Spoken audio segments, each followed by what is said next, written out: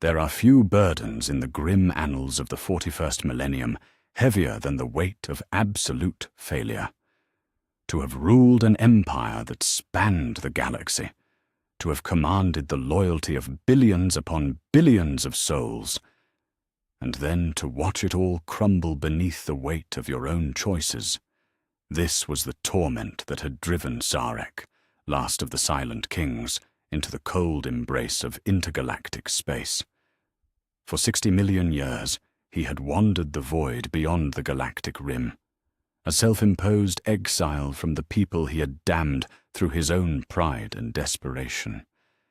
Yet even in the endless dark between galaxies, there could be no escape from memory. His flagship, the inevitable damnation, drifted through the cosmic void like a tomb itself, its corridors echoing with the footsteps of Triarch Praetorians who had chosen exile alongside their king. The ship's command throne sat empty more often than not, for Zarek found no comfort in the trappings of authority. He had learned too well the price of power absolute. The memories came to him in the ship's silent hours, when even the hum of ancient engines seemed to whisper accusations. He remembered the moment of biotransference, when his people had traded their flesh for living metal, their souls for immortality. He remembered the golden promise the Citan had made, and the bitter truth that followed. Most clearly of all, he remembered his final act as ruler of the Necron race, the destruction of the command protocols that had made every member of his species a slave to his will. That moment haunted him above all others. Not the wars, not the betrayals, not even the sight of his people's souls being devoured by star gods drunk on suffering. It was the breaking of those golden chains that had tormented him through millennia of exile. He had freed his people from his authority, yes, but in doing so he had condemned them to the sleep of ages without guidance, without unity, without hope of coordination, when they finally awakened to face a galaxy that had forgotten their names. For 60 million years, Zarek had told himself this exile was penance. He had failed his people utterly. He had traded their souls for immortality and received only the hollow mockery of life. They were better without him, better sleeping in their tomb worlds than suffering under the rule of the king who had betrayed them. Yet in recent years, something had changed. The Tyrannid swarms had forced his return to the galaxy's edge, had shown him a threat that could devour even the deathless Necrons. If the great devourer consumed all biomass, his people might never find a way to reverse their mechanical existence. So he had returned, not as conqueror, but as supplicant. He traveled from tomb world to tomb world with his loyal Praetorians, awakening what dynasties he could find, speaking words of warning about the alien swarms approaching from beyond the galactic rim. Some listened, many did not. The proud Phaerons, who had once bowed to his absolute authority, now treated him as just another exile seeking relevance in a galaxy that had moved beyond ancient grudges. But tonight, as his flagship hung suspended in the void between the galaxy he had abandoned and the emptiness he had embraced, Zarek felt something he had not experienced in 60 million years. Fear. Not for himself. Death held no terror for one who had already sacrificed his soul, but for his people, and for something far worse than fear of the Tyrannids. His augur cryptex had detected it first, a disturbance in the cosmic background that spoke of something vast moving through the deep void, beyond even his ship's position. The readings made no sense by conventional understanding. This was not another galaxy approaching, not some stellar phenomenon. This was something that existed in the spaces between spaces, something that defied the fundamental laws that governed reality itself. Zarek had seen such signatures once before, in the final days of the war in heaven, when the Citan had been at the height of their power, when their very presence had been enough to warp the fabric of existence around them. But this signature was different, older, more primal.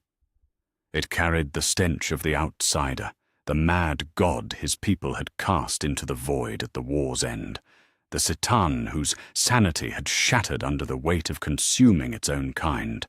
For 3 days he had studied the readings, hoping against hope that he was wrong. But the signature grew stronger, the distortions more pronounced. The outsider was returning. After 60 million years of madness in the deep void, the most powerful of the Citan was coming home to the galaxy it had once terrorized. And unlike the Tyranids, who sought only to feed, the outsider would seek to reshape reality itself according to its fractured will.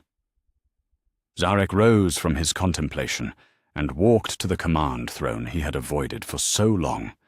His Triarch Praetorians, sensing his movement, gathered around him with the fluid precision of warriors who had served at his side for uncounted millennia. Their optics gleamed in the dim light of the command chamber, waiting for orders that had not come for longer than most civilizations had existed. The silent king settled onto his throne and felt the weight of absolute authority settle on his shoulders once more. This was not about redemption. This was not about reclaiming his empire or restoring his people's flesh. This was about survival against a threat that would make the Tyranids seem like a minor inconvenience. His people slept scattered across the galaxy in their tomb worlds, divided by ancient feuds and political rivalries that had festered for millions of years. The great dynasties, Sautek, Mefrit, Nihilak, Novok, Nefrek, all pursued their own agendas, all jealously guarded their independence. They awakened slowly, piecemeal, never in sufficient numbers to present a unified front against the galaxy's myriad threats. But the outsider would not be faced piecemeal. It would not be contained by scattered resistance or individual heroes. It would require every tomb world, every dynasty, every warrior the Necron race could muster. It would require the one thing Zarek had sworn never to seek again: absolute unity under a single will. The command protocols were gone, destroyed by his own hand. He could not compel obedience, could not override the free will he had restored to his people. But perhaps, if the threat was dire enough, if the message carried enough weight, he could convince them to choose unity voluntarily. It would require risking everything on a single gamble, a communication that violated every principle of his self-imposed exile. For the first time in 60 million years, the Silent King would break his silence in a way that the entire galaxy would hear. Every tomb world, every sleeping dynasty, every dormant pharaoh would receive his message simultaneously. They would learn what was coming for them all, and perhaps, for the first time since he had doomed them to immortality, they would choose to answer their king's call. The ancient forge world of Borsis hung like a dying ember in the void, its surface scarred by 60 million years of abandonment and decay. Once, it had been the crown jewel of Necron technological achievement, the world where the first command protocol matrices had been forged in the final days before biotransference.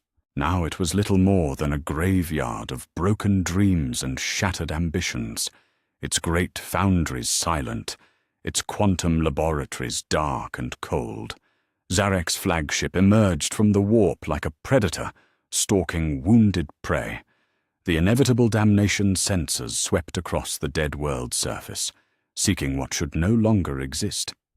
For 60 million years, he had believed the prototype communication arrays destroyed, their dangerous potential buried with the civilization that created them. Yet the fragmentary records recovered from Antrak had spoken of a single surviving array, hidden beneath the world's primary forge complex, sealed away by cryptechs who had feared its power even as they marveled at its potential. The Silent King, materialized upon Baucis's surface in a cascade of emerald light, his Triarch Praetorians forming a protective circle around their lord as reality reasserted itself.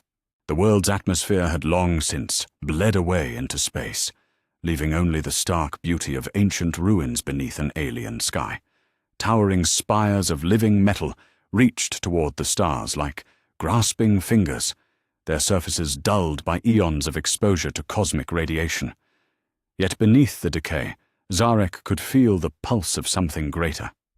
Deep in the world's core, quantum resonance chambers still hummed with potential energy, their crystalline matrices somehow intact despite the ravages of time. The communication array waited in the depths, a relic of the days when his people had still dreamed of transcending their physical limitations rather than abandoning them entirely. The descent into Baucis's foundry heart took hours, even with his personal teleportation matrix carving through layers of collapsed tunnels and sealed blast doors. The Triarch Praetorians moved like shadows beside him, their gorse weapons sweeping corridors that had known no footfall since before the galaxy's current dominant species had evolved. Ancient pictographs covered the walls, depicting the glory days of Necron-tier civilization in exquisite detail. Here were the star maps of their first empire, the formulae that had unlocked the secrets of living metal, the faces of rulers whose names were now legend even among the deathless. At the complex's heart lay a chamber that defied conventional understanding of architecture.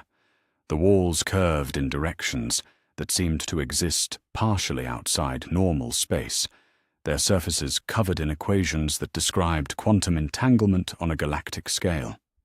At the chamber's center stood the array itself, a crystalline lattice of impossible complexity that seemed to shift and writhe when viewed directly.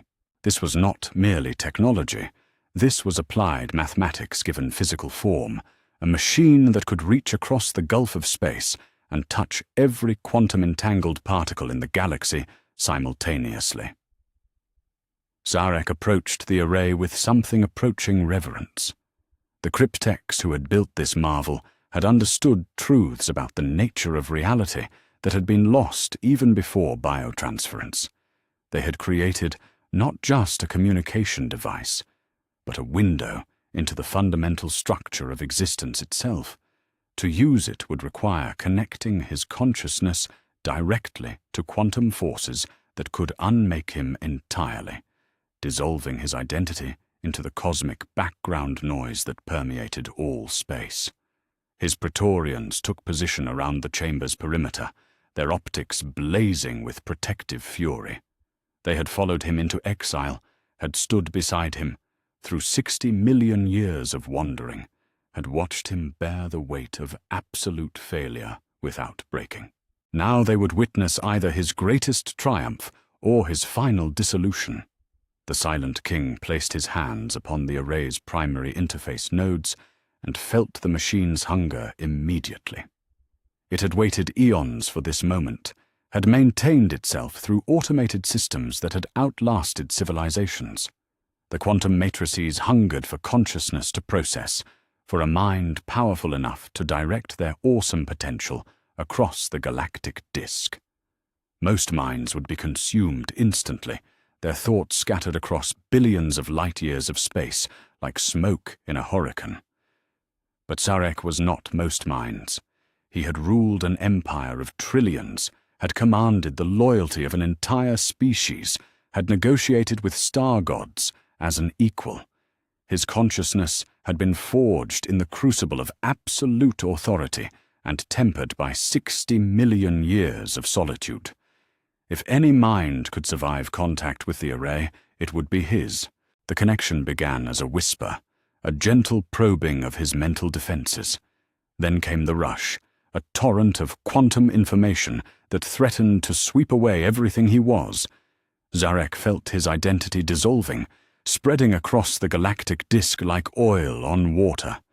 He was no longer a single entity, but a distributed consciousness touching every quantum field in the galaxy simultaneously. He could perceive tomb worlds on distant stars, feel the sleeping minds of his people in their stasis crypts, sense the ebb and flow of the warp itself as it pressed against the barriers of reality. The pain was beyond description. Not physical agony, his mechanical form was beyond such crude sensations, but something far worse. It was the pain of absolute exposure, of having every thought, every memory, every moment of shame and failure laid bare before the infinite cosmos. He felt the judgment of the universe itself weighing upon his soul, measuring his worth against the scale of eternity and finding him wanting. Yet through the agony, he held on to purpose. The outsider was coming. His people needed to know. They needed to choose unity or face extinction, not as honored warriors, but as scattered victims. The message he would send could not be mere words. Words could be ignored, dismissed, forgotten. It needed to be something more fundamental, something that would resonate in the quantum structure of every Necron consciousness, regardless of dynastic loyalty or personal grudge. Sharek reached deeper into the array's matrix, past the surface protocols, and into the forbidden algorithms that his own cryptex had sealed away. Here lay the power to touch not just machines, but minds, to speak directly to the quantum matrices that formed the core of Necron consciousness. It was a violation of everything he had sworn when he destroyed the command protocols, a betrayal of the freedom he had given his people. But freedom meant nothing if they were all dead. The message, when it came, was not words, but pure concept. A single idea, transmitted with the weight of absolute authority and desperate need. It carried within it the essence of what was coming, the outsider's madness, the threat to reality itself, the need for unity that transcended all other concerns. Every sleeping Necron in the galaxy would receive it simultaneously, burned into their consciousness with quantum fire that could not be denied or forgotten. The array blazed with power that had not been channeled in 60 million years. Crystalline matrices overloaded and shattered, their quantum containment fields collapsing in cascades of emerald lightning. The chamber itself began to buckle as forces designed to operate on the galactic scale were constrained within the limits of physical space. Sharek felt himself fragmenting, his consciousness stretched beyond all possible endurance. For a moment that lasted eternities, he was every sleeping Necron in the galaxy, feeling their dreams of flesh and blood, their nightmares of living metal, their desperate hope for restoration. He was Imhotep the Storm Lord, dreaming of conquest, Zandrek lost in memories of glory, Trazen cataloguing his endless collection.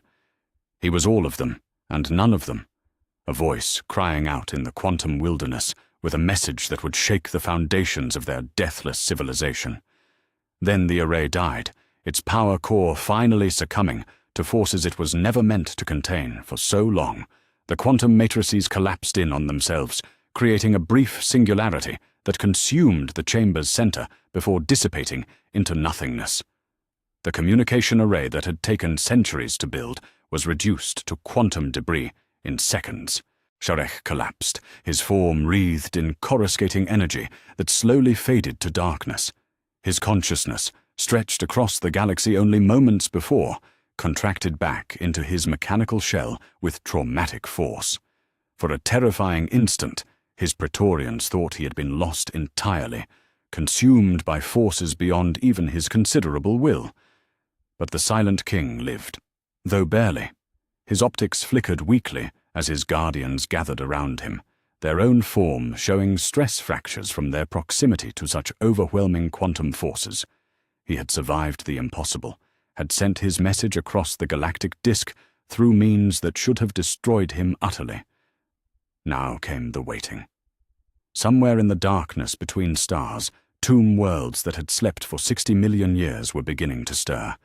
The message had been sent, carried by quantum entanglement to every corner of the galaxy. Whether his people would choose to answer remained to be seen. But for the first time since his return from exile, Sharek allowed himself to hope that unity might yet be possible, not through compulsion, but through choice freely made in the face of annihilation. The impossible had been achieved. The galaxy would soon learn whether the Necron race still possessed the will to stand as one against the darkness that was coming for them all. Across the galaxy, in the silent depths of tomb worlds that had known no stirring for 60 million years, something unprecedented began to unfold. Not the slow, cautious awakening that marked a dynasty's gradual return to consciousness, but a simultaneous eruption of activity that defied every protocol established during the Great Sleep. From the Outer Rim territories to the galactic core, stasis crypts that should have remained sealed for eons more cracked open with the sound of breaking eternity. On Mandragora, the crown jewel of the Sautek dynasty, Imhotep the Stormlord felt consciousness return to him like lightning striking a copper rod. His optics blazed to life in the depths of his royal sepulchre, casting emerald fire across walls that bore the heraldry of 1,000 conquered worlds. For a moment that lasted centuries, he existed in the space between sleep and waking, between dream and nightmare, between the memory of flesh and the reality of living metal. The message burned in his quantum consciousness like acid poured into an open wound. Not words. Words were crude things, easily dismissed or forgotten, but pure concept, raw understanding transmitted directly into the core of his being. Something was coming for them all, something that made the petty wars of dynastic rivalry seem like children's games played in the shadow of approaching apocalypse. Imhotep rose from his sarcophagus with the fluid grace of a predator awakening from hibernation. His form, perfected through millennia of warfare, gleamed with the dark radiance of living metal that had tasted the blood of 1,000 species. The Stormlord's mind, sharp as the day he had entered the Great Sleep, immediately began calculating possibilities, assessing threats, cataloguing the resources he would need to face whatever had prompted this impossible awakening. Yet even as tactical assessments flooded his consciousness, one question burned brighter than all others. Who possessed the power to reach into every tomb world simultaneously? Who could bypass the quantum encryption that protected dynasty communication networks? Who could speak directly to the sleeping minds of the Necron race without triggering the security protocols that should have incinerated any unauthorized transmission? The answer, when it came to him, struck with the force of a collapsing star. Only one entity had ever possessed such authority, such intimate knowledge of Necron consciousness architecture. The Silent King, Sharek the Damned, who had destroyed the command protocols and vanished into self-imposed exile 60 million years ago. Somehow, impossibly, the last ruler of their race had found a way to speak to them all at once. Across the depths of space, on worlds whose names were legend even among the deathless, similar scenes of awakening played out with variations shaped by dynastic culture and individual psychology. The Mephirit dynasty, once the executioners of the ancient Triarch, stirred to life on forge worlds that had been silent since before Terra's son had been born. Their war forges, designed to create weapons capable of killing gods, ignited with fires that had not burned since the war in heaven reached its bloody conclusion. Kutlak, the world killer, felt the message resonate through his mechanical form like the death cry of a species. His dynasty had always specialized in extinction, in the precise application of overwhelming force to erase civilizations that dared resist Necron authority. Now, as consciousness returned to him in his tomb beneath the molten core of Boreth Prime, he understood that his skills would be needed once more.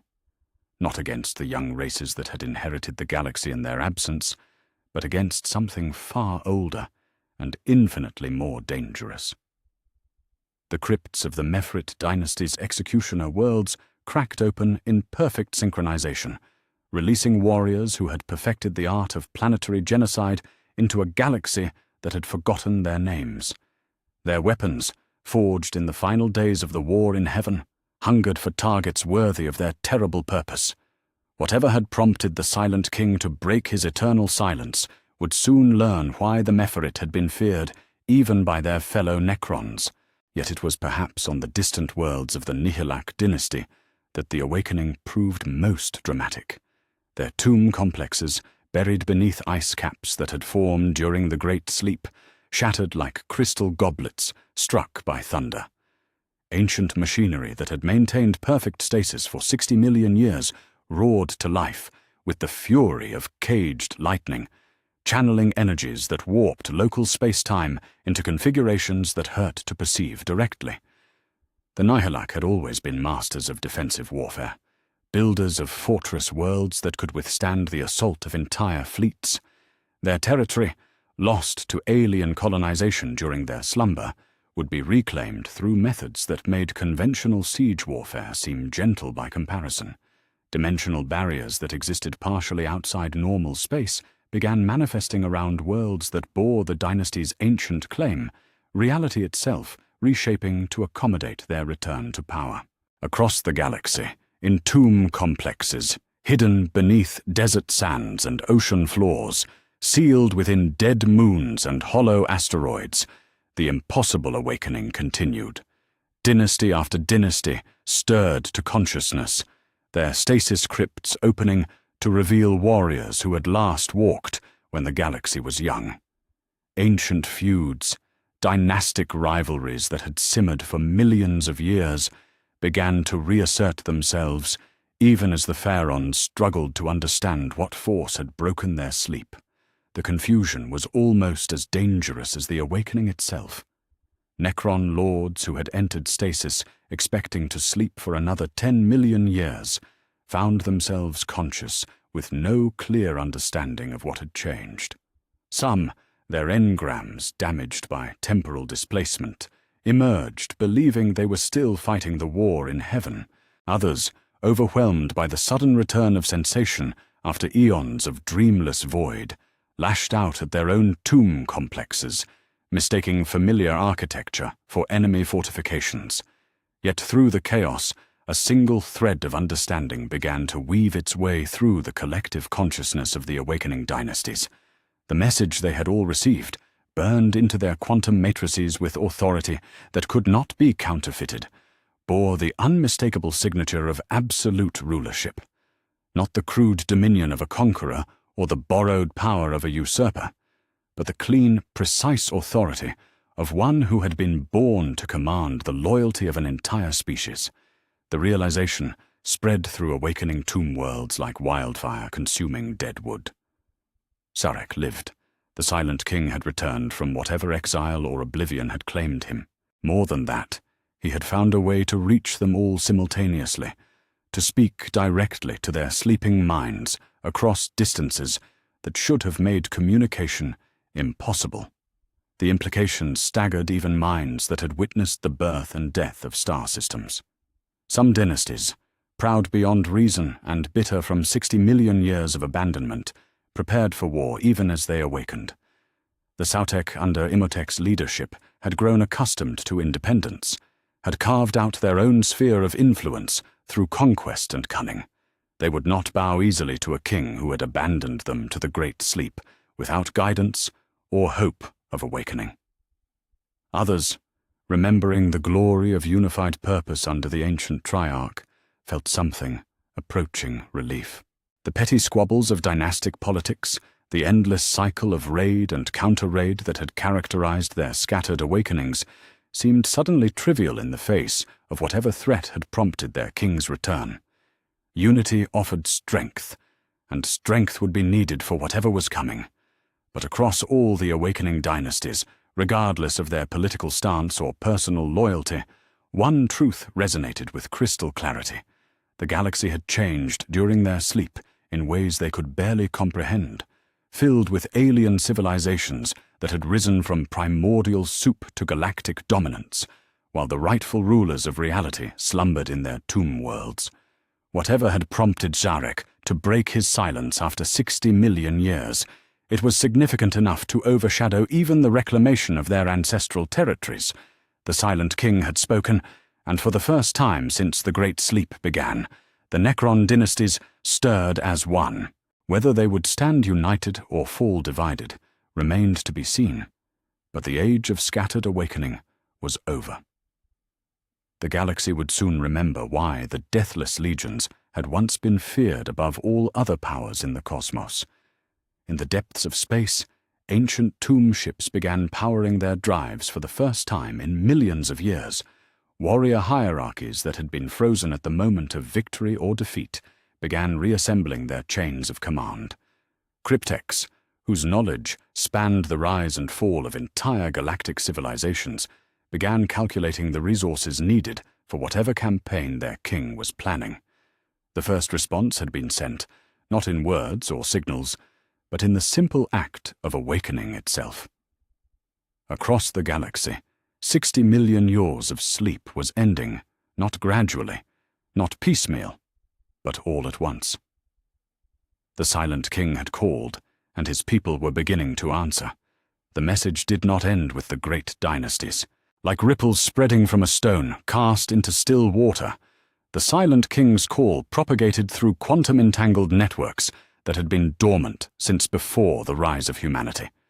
In the furthest reaches of the galaxy, where ancient tomb worlds drifted in the cold emptiness between spiral arms, stasis. Crypts that had been forgotten by history itself began to crack open with the sound of breaking ice. The Ogdobec dynasty had been written off as extinct for 40 million years, their tomb worlds scattered across the galactic halo after a catastrophic warp storm had torn their territory apart during the early millennia of the Great Sleep. Yet in the darkness beyond the galaxy's edge, where only the most desperate explorers and maddest rogue traders dared venture, ancient machinery stirred to life with the patient fury of the truly deathless. Fyron Ogdobec, the Hollow, awakened to find his dynasty reduced to a handful of functioning tomb complexes, drifting in the void like metallic islands in an ocean of stars. His territorial empire, once spanning dozens of systems, existed now only in quantum storage banks and the fading memories of his surviving nobles. Yet the message that burned in his consciousness spoke not of past glory, but of present necessity. Whatever was coming would not distinguish between great dynasties and forgotten remnants. Far across the stars, in the densely populated core worlds of Segmentum Solar itself, something far more disturbing began to unfold. Beneath the sprawling hive cities of worlds that had known human habitation for millennia, crypts that imperial records insisted did not exist began to crack open. The Novok dynasty had always favored close combat over ranged warfare, had buried their tomb complexes not in the sterile peace of dead worlds, but in the chaotic violence of living ones. On Mordian, beneath the underhive slums, where gang warfare raged eternal, ancient seals that had been mistaken for archaeotech ruins began to glow with eldritch fire. The Mordian Iron Guard's deep-range patrol units, conducting their regular sweeps of the lowest levels, reported strange emanations from sectors that their maps insisted were solid bedrock. When the first Novok destroyer carved its way through reinforced ceramite barriers with claws that could tear apart molecular bonds, the reports stopped coming entirely.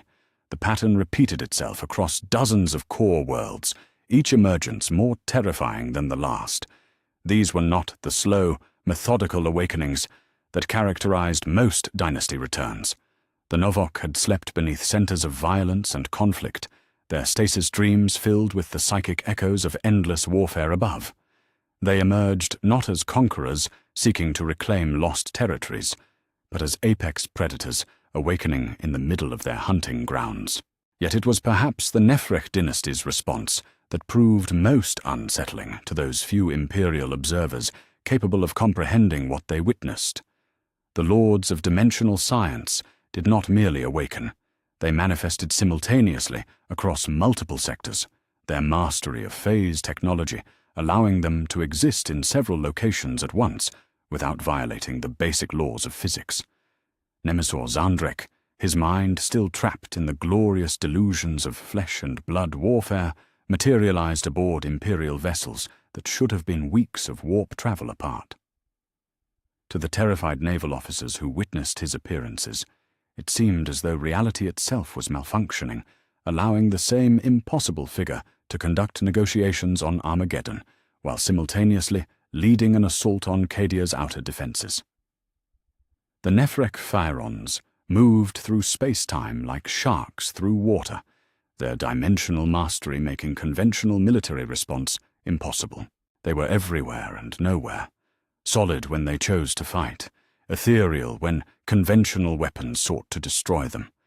Their tomb fleets flickered in and out of existence across the galactic disk, visible to augur arrays for moments before vanishing into dimensional pockets that existed partially outside normal space.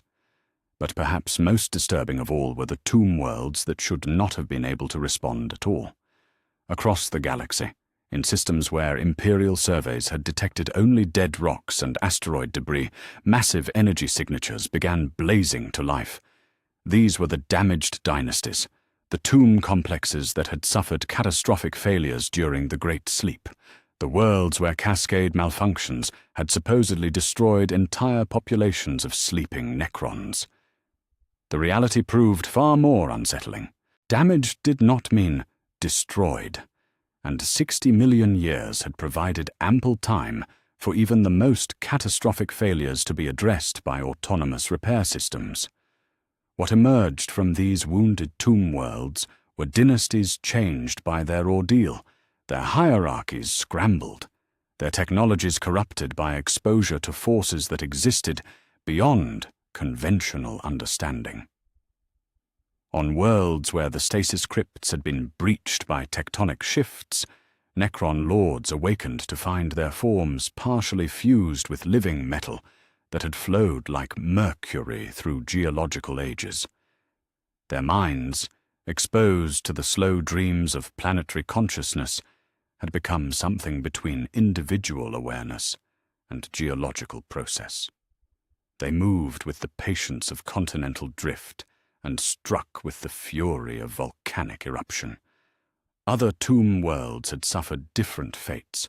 Warp incursions during the Great Sleep had exposed sleeping dynasties to the chaotic energies of the Immaterium, creating hybrids of Necron technology and demonic influence that defied classification. These corrupted dynasties emerged with capabilities that violated the fundamental laws governing both mechanical resurrection and warp-based sorcery, their very existence a blasphemy against the natural order. Yet all of them, damaged and whole, corrupted and pure, had received the Silent King's message. All of them understood that something greater than dynastic rivalry was at stake.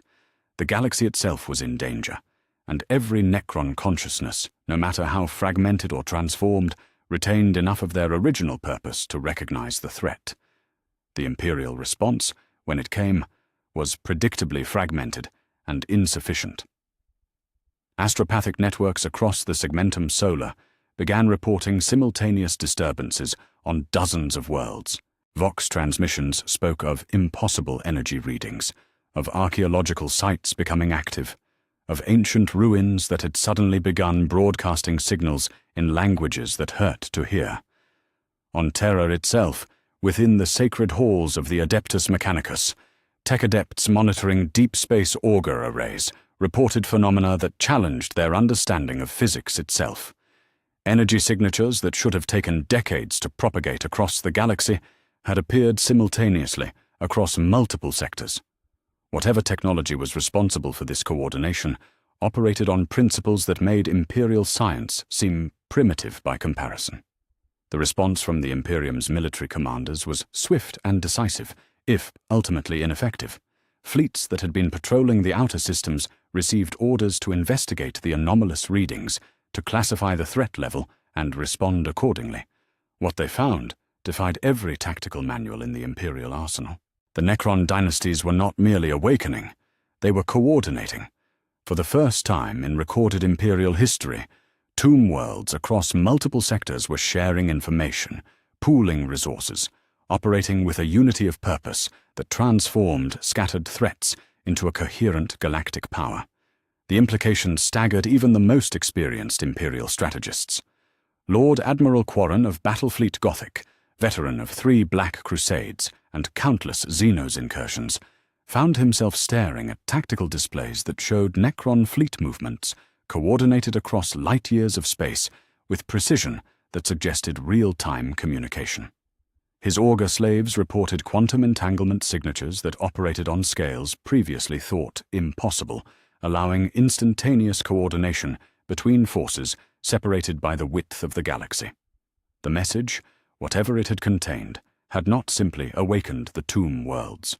It had restored something the Necron race had lost during their long sleep, the ability to function as a unified civilization rather than scattered fragments pursuing individual agendas.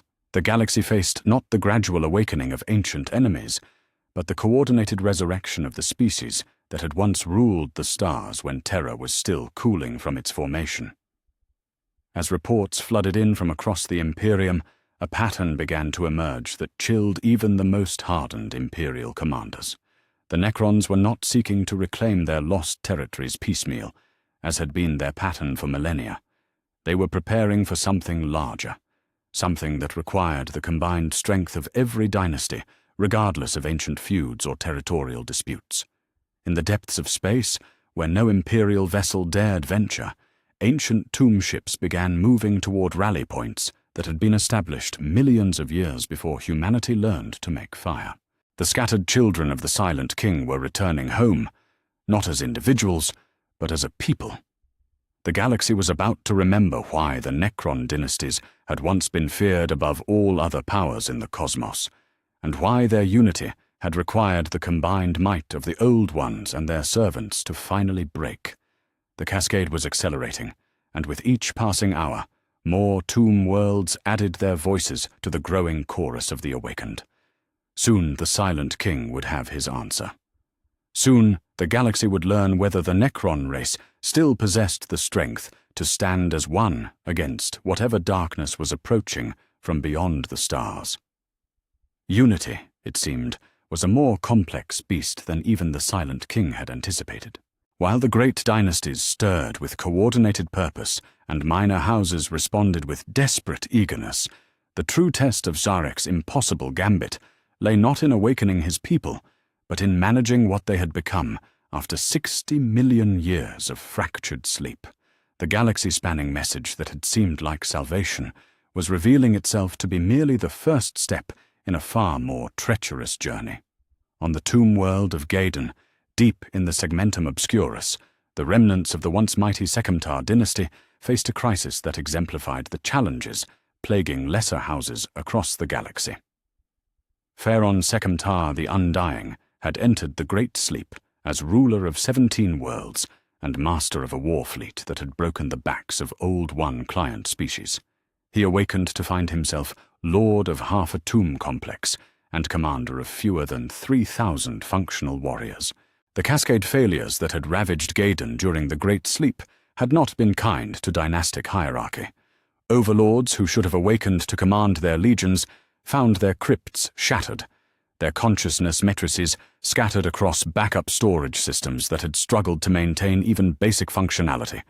Those who did wake discovered that 60 million years of repair protocols and automated resource allocation had created new hierarchies based not on ancient nobility, but on mechanical efficiency and system priority.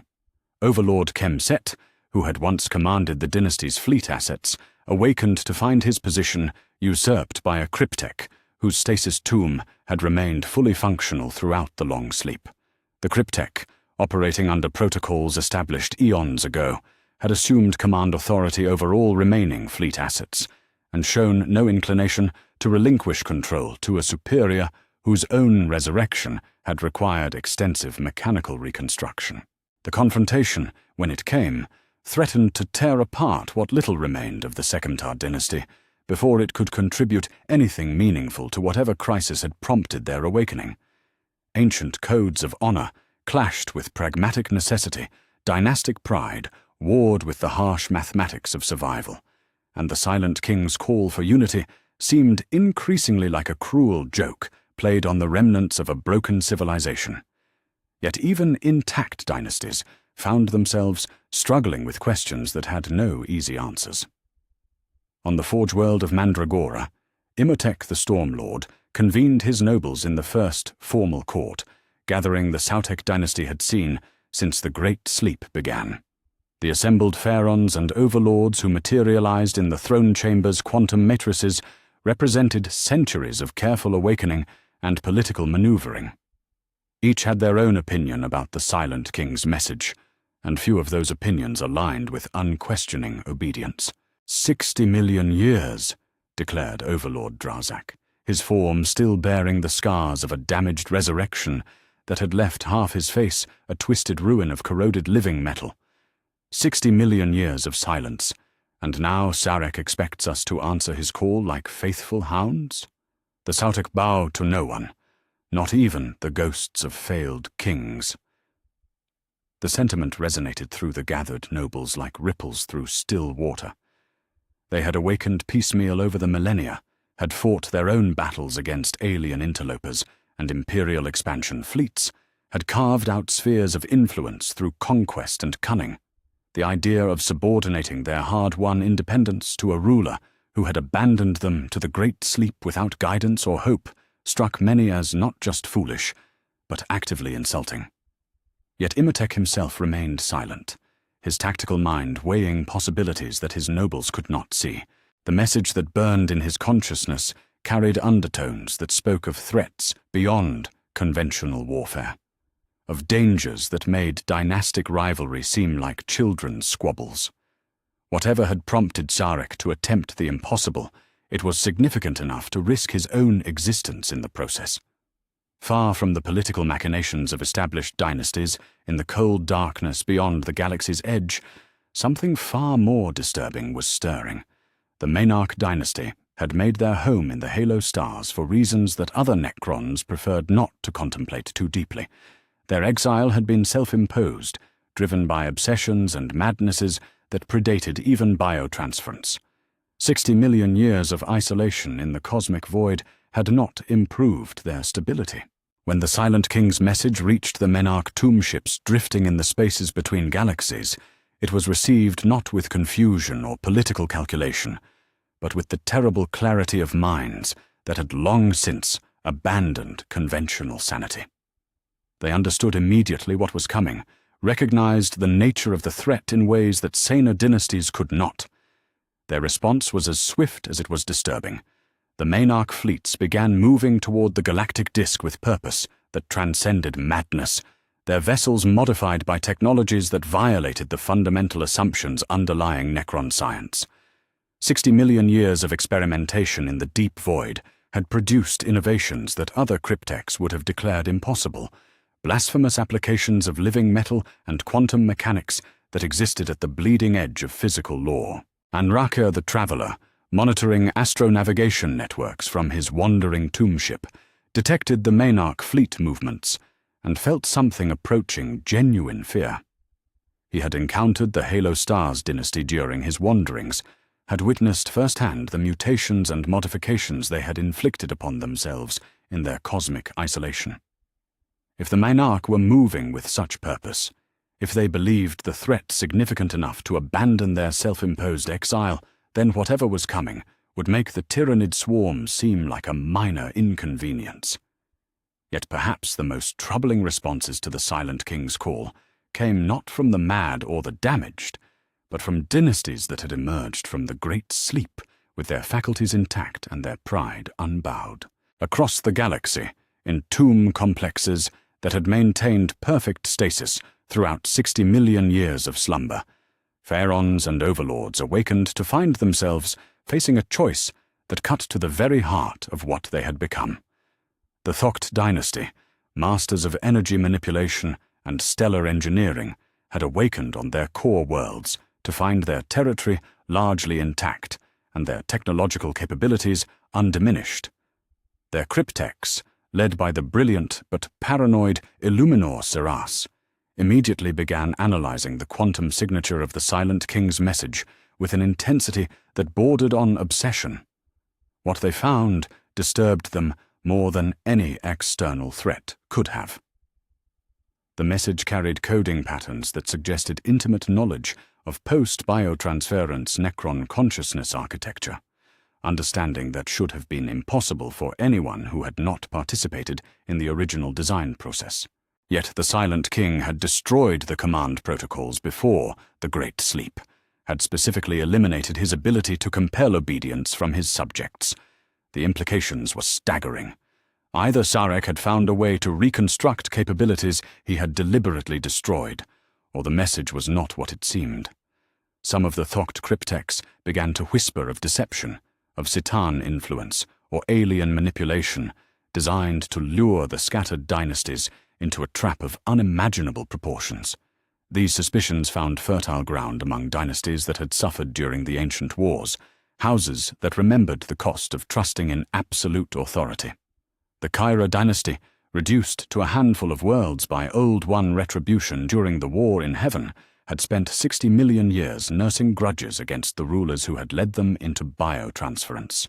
Their awakening brought not loyalty, but bitter resentment, a determination to forge their own path, regardless of whatever threat the Silent King claimed to perceive. "We trusted him once," declared Fyron Kera the Bitter, addressing his assembled nobles from a throne room carved from the bones of extinct species. "We trusted him to lead us to victory over the Old Ones, to grant us the immortality we craved, to preserve our civilization for the ages. Where did that trust lead us? To this: mechanical shells housing the memories of the dead, rulers without subjects, gods without worshippers." The words resonated across quantum communication networks that linked the awakening dynasties, spreading doubt like a virus through systems designed for coordination. If the Silent King had failed them once, if his promises had led only to the hollow mockery of their current existence, what guarantee was there that his latest call would not lead to even greater disaster? Yet for every voice raised in opposition, another spoke in favor of unity. The cryptex who had successfully decoded fragments of the message reported disturbing patterns in the quantum static that permeated intergalactic space. Something vast was approaching from beyond the galaxy's edge, something that existing threat classification systems could not adequately categorize. Whatever personal grievances they harbored against Sarek, whatever political ambitions they nursed, would be irrelevant if this approaching threat succeeded in whatever apocalyptic agenda it pursued. The debate raged across quantum networks that had not carried such traffic in 60 million years. Dynasty spoke to Dynasty, Overlord negotiated with Farron, Cryptek shared data with ancient rivals in unprecedented displays of cooperation. Yet beneath the facade of civil discourse, old wounds festered, and ancient grudges reasserted themselves with the inexorable persistence of entropy itself. Some dynasties, paralyzed by internal divisions, chose delay over decision. They would awaken their tomb complexes, would restore their war machines to operational status, would prepare for whatever was coming without committing to any particular course of action. It was a reasonable response to an impossible situation, but reasonableness had never been a virtue that the galaxy rewarded with survival. Others, driven by pride that transcended rational calculation, chose defiance over cooperation. They would face whatever threat approached on their own terms, would prove that individual excellence could triumph where collective action might fail. It was a noble sentiment that ignored the brutal mathematics of galactic warfare, the simple truth that even the most powerful dynasty represented only a fraction of the force that had once made the Necron race the undisputed masters of reality. As the political fractures deepened and the debates grew more acrimonious, one truth began to emerge with crystalline clarity. The Silent King's message had succeeded in awakening the dynasties, but awakening was only the first step in a far more complex process. Unity would not come through shared recognition of external threat, but through the far more difficult process of overcoming 60 million years of accumulated resentment, pride, and mistrust. The galaxy's rightful rulers were stirring, but they remained far from united.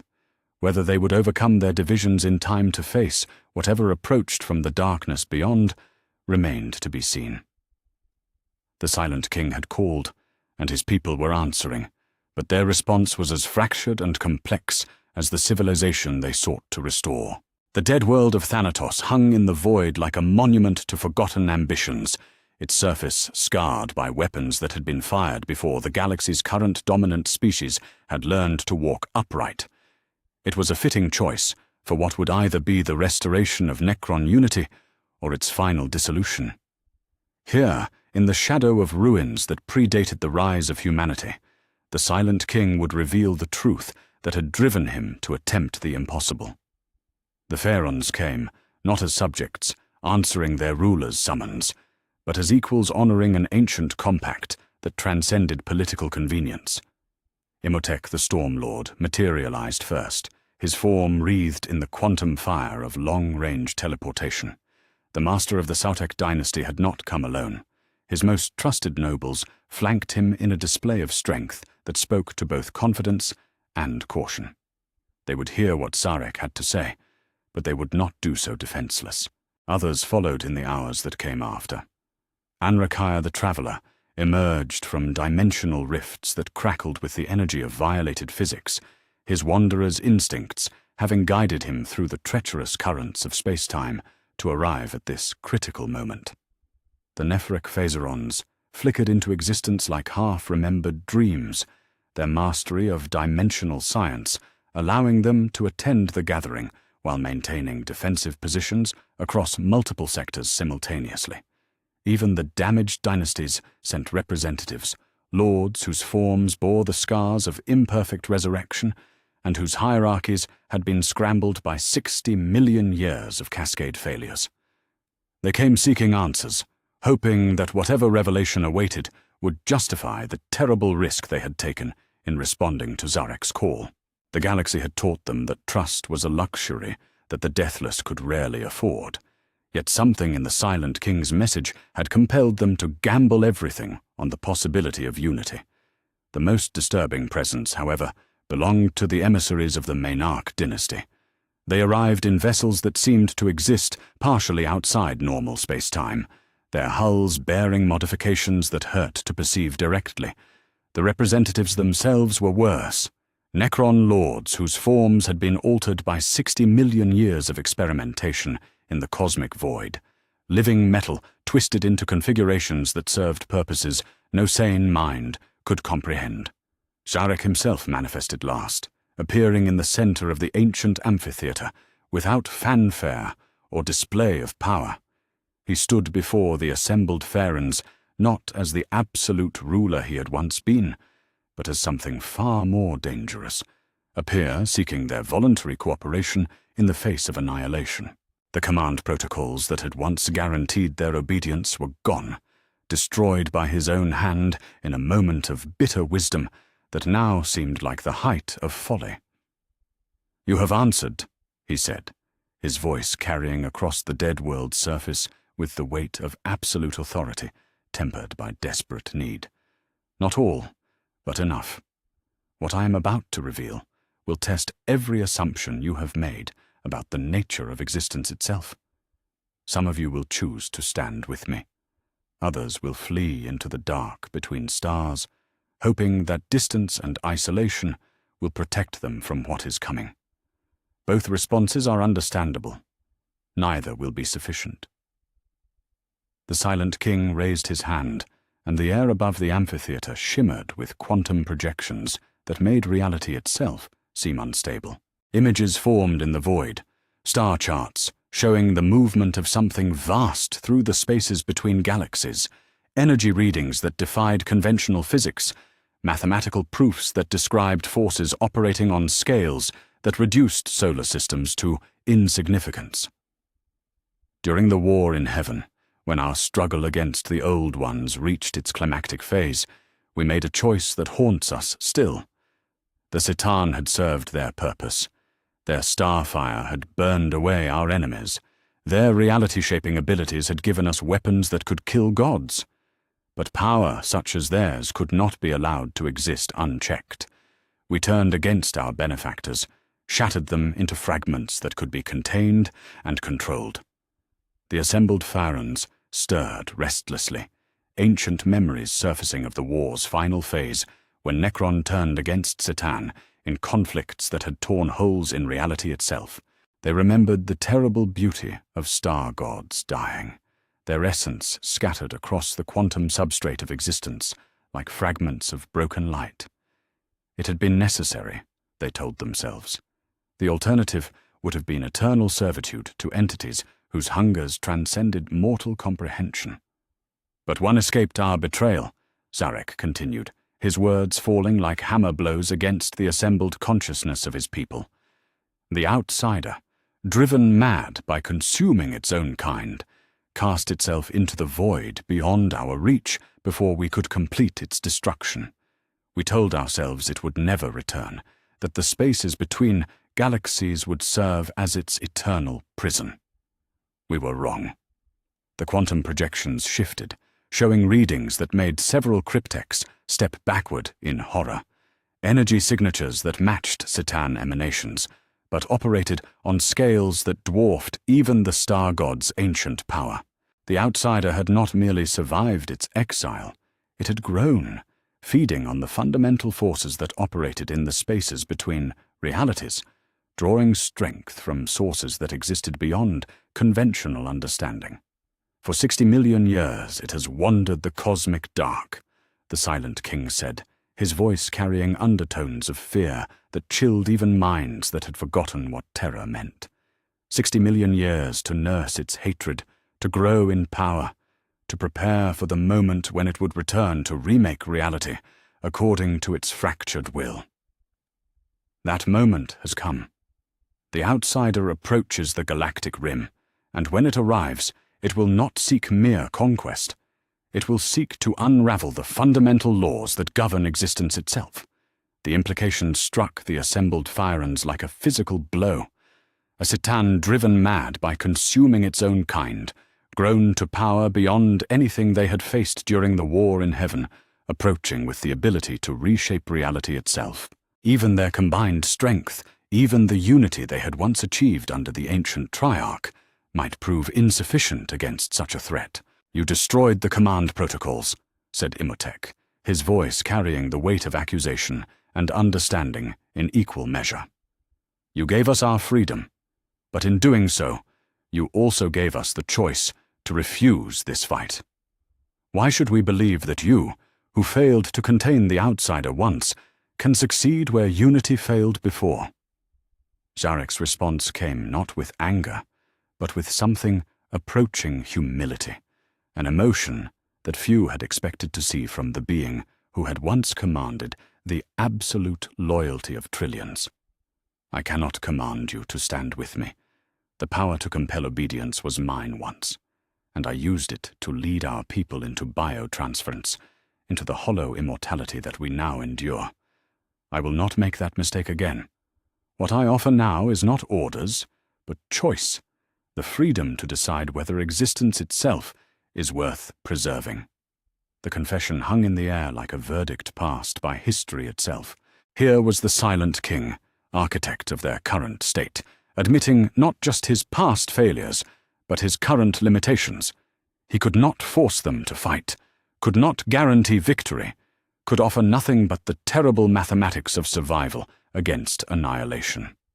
"The calculations are clear," he continued, his words carrying the weight of cryptech analysis and quantum prediction models. "Individually, our dynasties are powerful, but finite. The Sautek can dominate sectors, the Mefrit can execute species, the Nihilak can fortify regions of space. But the outsider operates on galactic scales, draws power from sources that span the spaces between realities. Even united, even fighting with perfect coordination, our victory is far from assured." The silence that followed was deeper than the vacuum between stars. The assembled Pharaons processed information that challenged their most fundamental assumptions about power, about survival, about the nature of threats they might face. They had awakened expecting to reclaim lost territories, to assert their dominance over primitive species that had inherited the galaxy in their absence. Instead, They faced the possibility that the galaxy itself might cease to exist in any recognizable form. Yet there is hope, Sarek said, his voice carrying undertones of desperate determination. The outsider's madness is also its weakness. It does not think as we do, does not plan as a rational entity would plan. Its approach gives us time. Not much, but perhaps enough to attempt what has never been tried before. Not mere unity of purpose, but true synthesis of our capabilities. Every dynasty's strength combined, every cryptek's knowledge shared, every warrior's skill directed toward a single goal. The Maynarch emissary spoke for the first time, its voice a harmony of frequencies that should not have been able to coexist in the same acoustic space. "We have seen its dreams in the deep void," it said, the words carrying harmonics that bypassed normal hearing entirely. Reality broken like glass, time flowing backward and forward simultaneously. Space folded into configurations that make navigation impossible. It does not seek to rule existence. It seeks to reshape it into forms that only madness can comprehend. The confirmation from the Halo Stars dynasty struck the gathering like a physical blow. If the Maynarch, with their intimate knowledge of cosmic aberration and their willing embrace of controlled insanity, found the outsider's goals disturbing, then the threat transcended anything they had previously imagined. "Then we are agreed," said Sarek, though his tone suggested anything but certainty. "Those who would stand against this threat will unite not under my command, but under our shared recognition of necessity. Those who would seek safety in isolation or distance are free to make that choice. But understand this, if the outsider succeeds in its goals, there will be no safe harbors, no distant refuges, no corner of reality that remains untouched by its influence."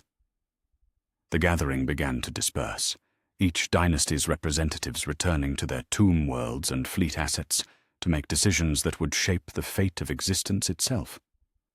Some would choose to stand with the silent king, would contribute their strength to a unity forged not by compulsion, but by shared desperation.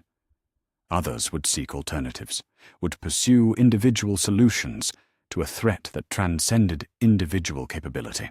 But all of them understood, with the crystal clarity that came from facing absolute truth, that the age of scattered dynasties pursuing separate agendas was ending.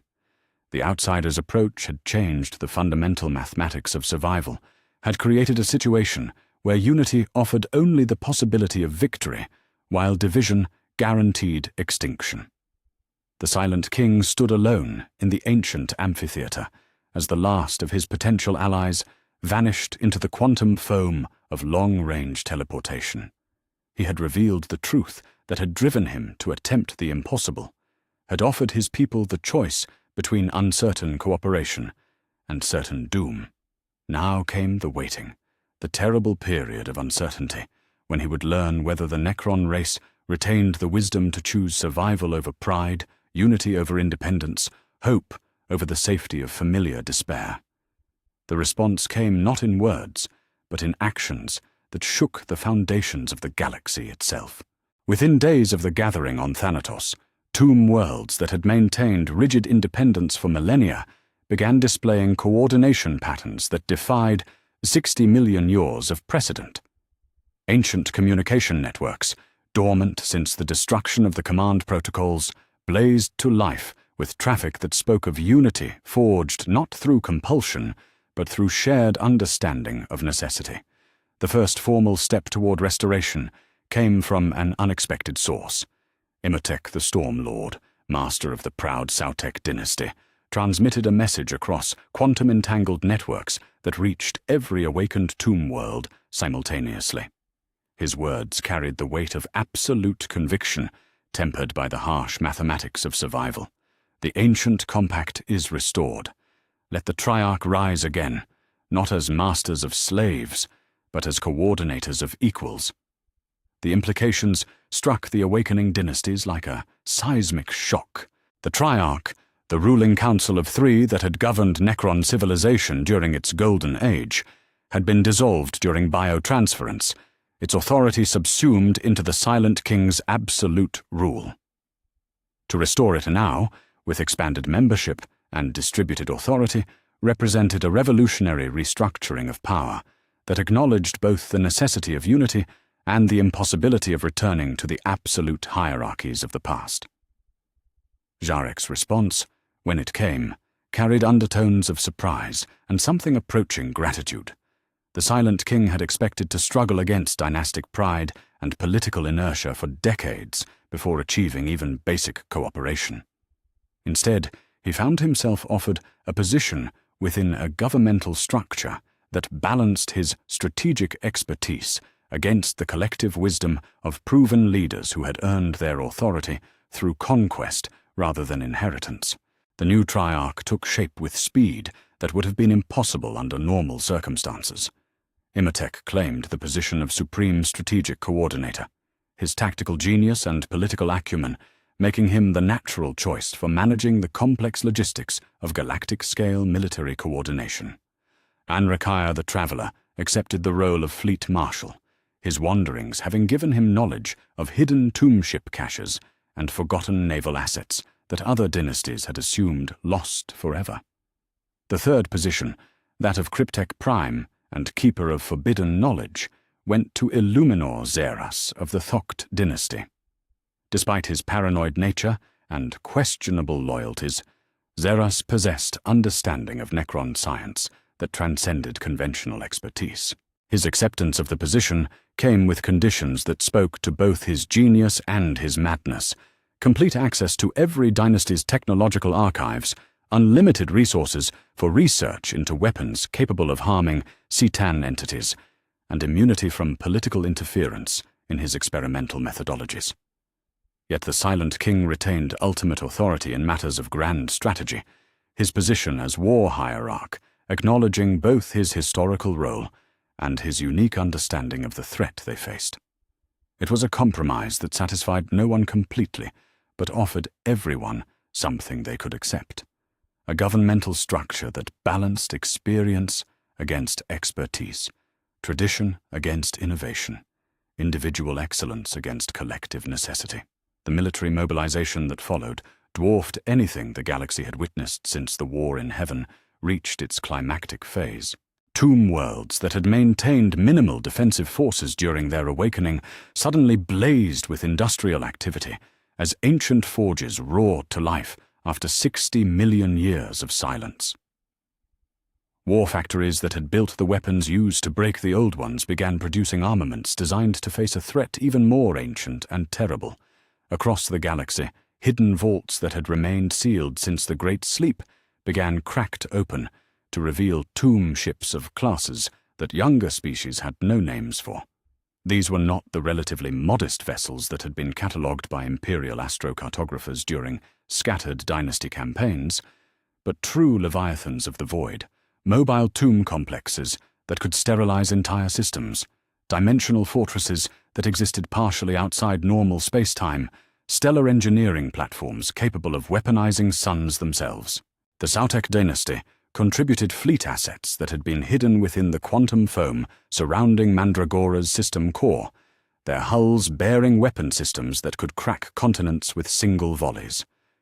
The Mephrit executioner fleets emerged from dimensional pockets where they had waited for 60 million years, their magazines loaded with ammunition designed to kill entities that existed beyond conventional physical law. Even the damaged dynasties contributed what they could. The fragmented Sekemtar forces, reduced to barely 3,000 functional warriors, offered something far more valuable than numbers: access to prototype technologies that had been sealed away before biotransference, experimental weapon systems that their damaged crypts had preserved when more conventional archives had been lost to cascade failures. Yet perhaps most disturbing were the contributions from the Maynarch dynasty, emerging from their exile in the Halo Stars, with modifications that challenged basic assumptions about what Necron technology could achieve. Their vessels moved through space-time, like predators swimming through an ocean of broken physics, their hulls incorporating materials that seemed to exist in multiple dimensions simultaneously. The weapons they offered to the combined arsenal defied classification, their operating principles based on mathematics that other cryptechs found disturbing to contemplate. The reactivation of the celestial orreries represented the most dramatic escalation of the mobilization effort.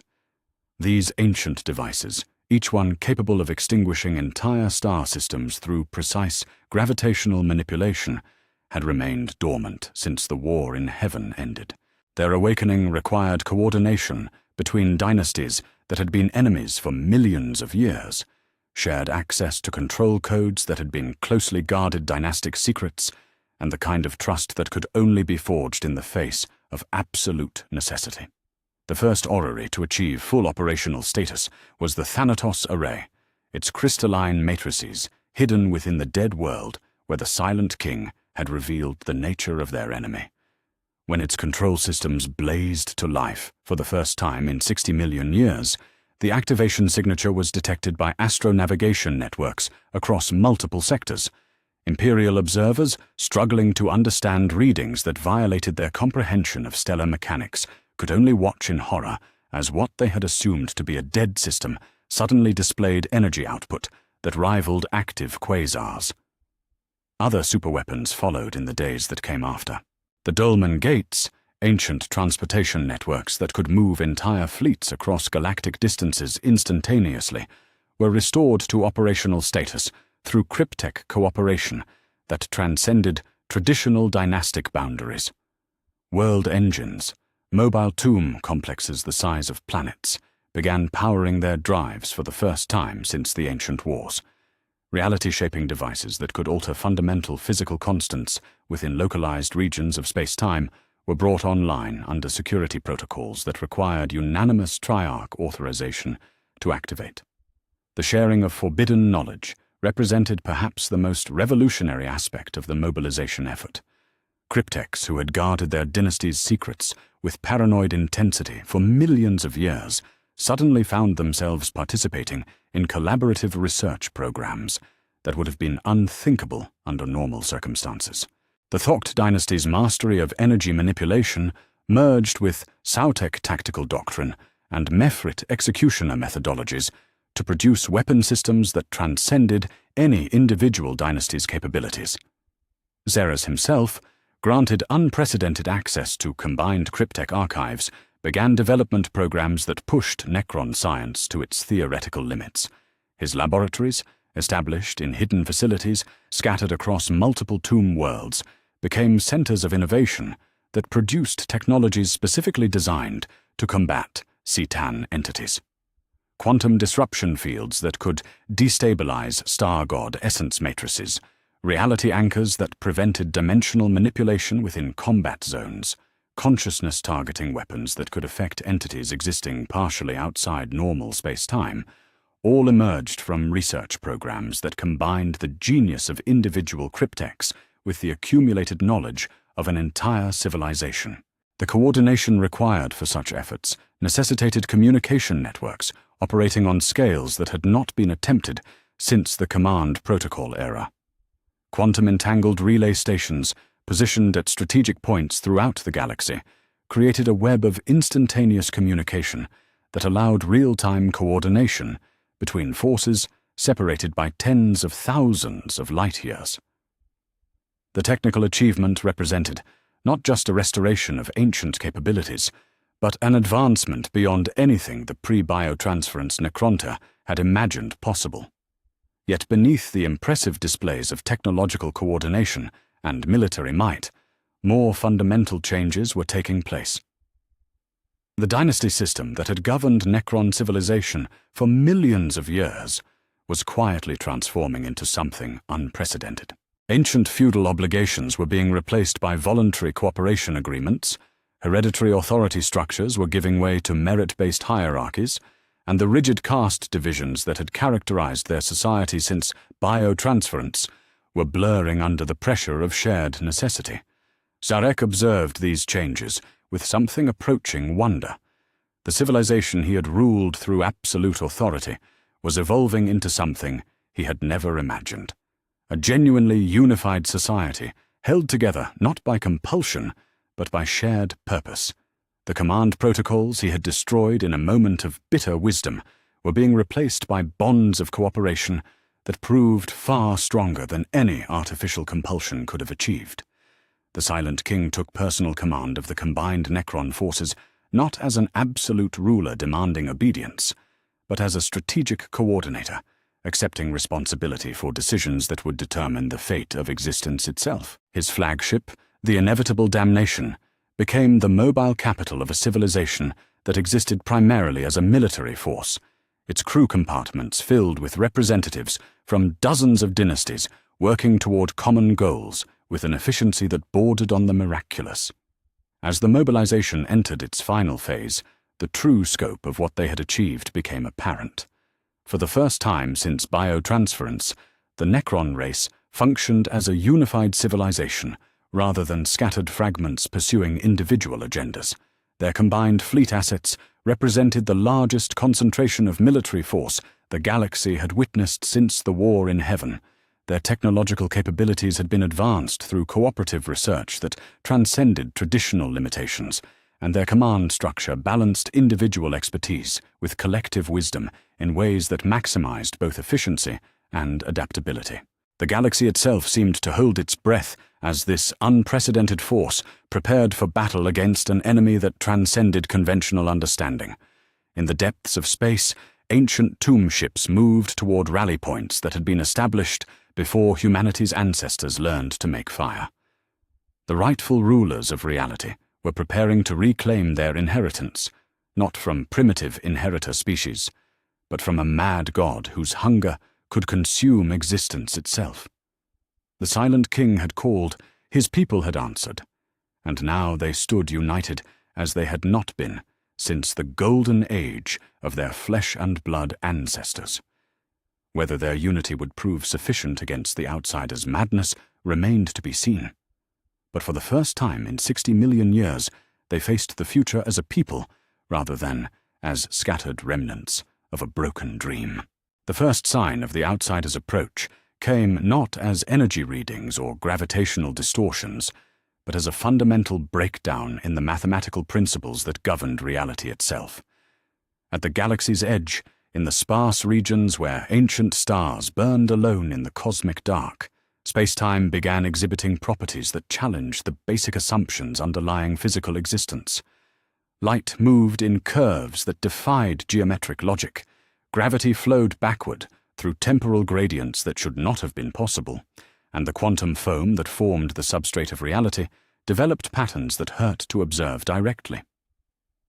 Admiral Vargard of the Mefrit Executioner Fleet detected the anomalies first, his vessel's sensors struggling to interpret readings that violated every principle of Necron science.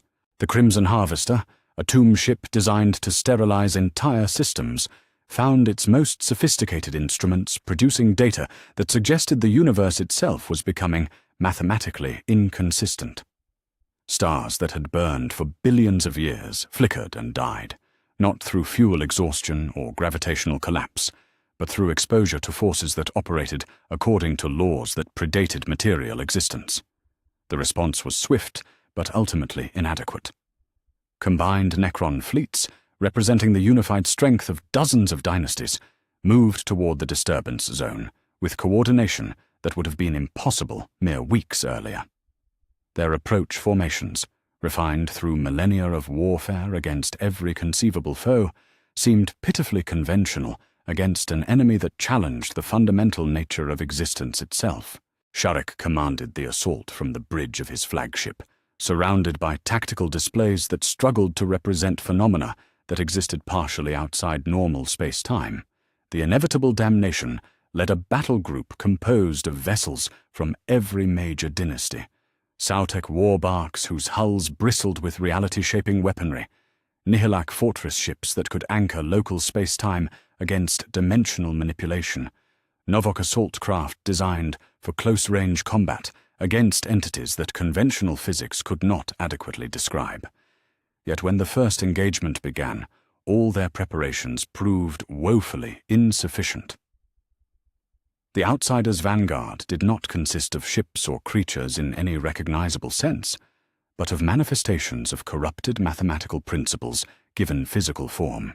These entities moved through space without regard for conservation of energy, manifested in multiple locations simultaneously without violating causality, and struck at their enemies through methods that bypassed conventional defensive systems entirely. The Mefrit executioner ship Planetary Reaper, armed with weapons capable of cracking continents, opened fire on what its sensors identified as the largest hostile contact. The vessel's primary armament, a dimensional cannon that could phase portions of enemy hulls into non-existence, discharged with the fury of a dying star. The energy beam struck its target with perfect accuracy and simply ceased to exist, absorbed by forces that operated according to principles that made conventional physics seem like a child's game. What followed challenged every assumption about warfare that the Necron commanders had developed over millions of years of conflict. The entity that had absorbed their attack responded not with return fire, but by imposing its own mathematical framework on local space-time. Reality began operating according to rules that the outsider's madness had devised, where cause preceded effect, where energy flowed from cold to hot, where the speed of light varied according to the observer's emotional state. The Planetary Reaper, caught within this zone of altered physics, began experiencing structural failure as its own systems struggled to function under physical laws that changed from moment to moment.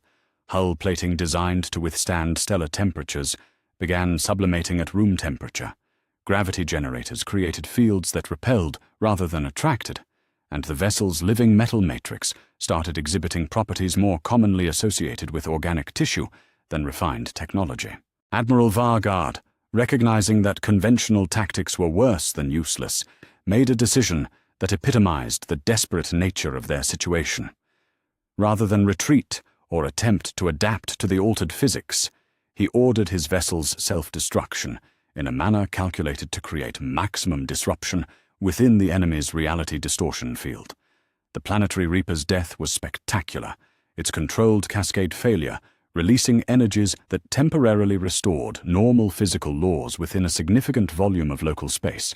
The sacrifice bought time and tactical intelligence, but at a cost that staggered even minds accustomed to thinking in terms of galactic warfare. A vessel that represented centuries of construction and millennia of tactical refinement had been reduced to subatomic particles in seconds, its crew of thousands consigned to oblivion for the sake of a temporary advantage that might not even be exploitable. Yet the pattern established by the Mefrit admiral's sacrifice spread throughout the combined fleet with speed that testified to the unity they had achieved. Dynasty after dynasty began implementing desperate tactics that prioritized damage to the enemy over preservation of their own forces. Tomb ships loaded with exotic matter charges rammed into reality distortion zones, their deliberate destruction creating brief pockets of stable physics within which conventional weapons could function. Entire squadrons coordinated their self-destruction to create chain reactions that temporarily disrupted the outsider's ability to manipulate local space-time. The cost was horrifying. Within hours of initial contact, the combined Necron fleet had lost more vessels than most dynasties possessed in their entire order of battle, yet their desperate sacrifices were achieving something unprecedented. They were actually causing measurable harm to entities that should have been invulnerable to conventional attack.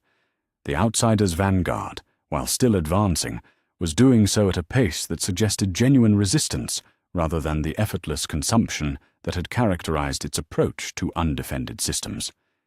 It was in this maelstrom of desperate sacrifice and impossible physics that Zarek first encountered Citan power, directly since the end of the war in heaven.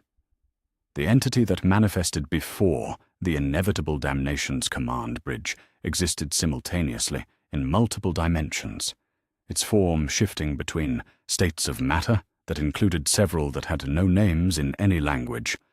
When it spoke, its words bypassed normal hearing entirely, communicating concepts that bypassed linguistic structure to burn themselves directly into quantum consciousness. "Sharek," it said, though the sound that emerged seemed to come from everywhere and nowhere at once. "Betrayer. Usurper. The architect of our sundering has come to face the consequences of his ancient treachery. Do you recognize what you have created through your pride and fear?" The Silent King's response came not in words, but in action. His personal combat systems, dormant for 60 million years, blazed to life with the controlled fury of technologies that had been designed to fight gods. The inevitable damnation's primary weapon systems, built into the vessel's superstructure at the molecular level, discharged with precision that had been honed through eons of warfare against opponents that conventional military thinking could not adequately categorize. The battle that followed transcended normal concepts of ship-to-ship combat. It was a duel between entities that operated on scales spanning multiple dimensions, where tactical advantages were measured not in firepower or defensive capability, but in fundamental understanding of the forces that governed existence itself. Sharek fought with the desperate skill of a being who understood that defeat meant not just death, but the unraveling of reality, according to the whims of an entity whose sanity had been shattered by consuming its own kind. The outsider's fragment, for what faced them was merely a projection of the true entity still approaching from beyond the galactic rim, struck with weapons that existed partially outside the normal flow of time. Its attacks arrived before they were fired, creating tactical situations where effect preceded cause in ways that made conventional defensive planning impossible. The inevitable damnation's shields, designed to deflect energy that operated according to normal physical laws, proved inadequate against forces that redefined the nature of energy itself within localized regions of space-time. Yet Sharek's 60 million years of exile had not been spent in idle contemplation. The techniques he employed in response to the outsider's assault drew upon understanding of Citan nature that had been purchased with the blood of entire species during the war in heaven. His counterattacks targeted not the entity's physical manifestation, which could be reconstituted according to whatever mathematical principles it chose to enforce, but the fundamental information structures that defined its existence within normal reality. The duel raged across multiple dimensions simultaneously, its effects rippling through space-time in ways that created secondary battlefields where other vessels found themselves fighting manifestations of the conflict that existed partially in the past and future. Necron tomb ships struggled to engage enemies that appeared as temporal echoes of themselves, while reality distortions created by the clash between Silent King and Citan fragment spawned gravitational anomalies that threatened to tear apart the fabric of local space entirely. The resolution, when it came, was not victory in any conventional sense, but a form of tactical stalemate that both sides recognized as temporary. The outsider's fragment, its manifestation in normal space-time, disrupted by Sharek's precisely targeted attacks, retreated into dimensions where conventional pursuit was impossible. Yet its withdrawal came at a cost that the combined Necron fleet could ill afford. The Silent King's flagship had been reduced to barely functional status, its hull breached in dozens of places, its weapon systems operating at fractional capacity. More disturbing still was the realization that what they had faced was merely an advance scout, a fragment of consciousness projected ahead of the true entity that still approached from beyond the galactic rim. If a mere projection could inflict such damage on their combined forces, if it required the personal intervention of the Silent King himself to achieve even temporary tactical advantage, then the true outsider's arrival would herald a conflict that might exceed their ability to survive. As the surviving vessels regrouped and began assessing the scope of their losses, the full magnitude of what they faced began to sink in. Conventional warfare, even on the galactic scale they had achieved, might prove insufficient against an enemy that could rewrite the fundamental laws governing existence itself. Victory would require not just unity of purpose and coordination of resources, but innovations in both strategy and technology that pushed beyond the boundaries of what their civilization had previously considered possible. The first battle was over, and while they had survived, survival felt more like postponement than achievement. The outsider continued its approach, and with each parsec it crossed, reality itself grew less stable, less predictable, less capable of supporting the kinds of physical laws that made organized resistance possible. In the depths of space, where the first engagement had left gravitational scars that would take millennia to heal, debris from sacrificed tomb ships drifted in patterns that defied normal orbital mechanics. The price of resistance was becoming clear, and it was higher than even the most pessimistic projections had suggested. Yet retreat was not an option, for there was nowhere in the galaxy that would remain untouched if the outsider succeeded in imposing its vision of reality on the physical universe. The Silent King stood on the bridge of his damaged flagship, surrounded by tactical displays that struggled to represent an enemy that existed partially outside the mathematical frameworks they were designed to handle. Behind him, the representatives of dozens of dynasties worked with desperate efficiency to coordinate resources for a conflict that challenged every assumption about warfare they had developed over millions of years of existence. The true battle was yet to come, and they were already bleeding from wounds that would not heal before the next engagement began. Yet they continued their preparations, for the alternative was unthinkable, a universe remade according to the fractured will of a god whose madness had been growing in the darkness between galaxies for 60 million years. The outsider itself arrived not as a ship or entity, but as a fundamental alteration in the nature of existence that spread across multiple star systems simultaneously. Where its presence touched reality, the basic laws governing matter and energy became suggestions rather than absolutes. Stars burned cold while ice flared with nuclear fire.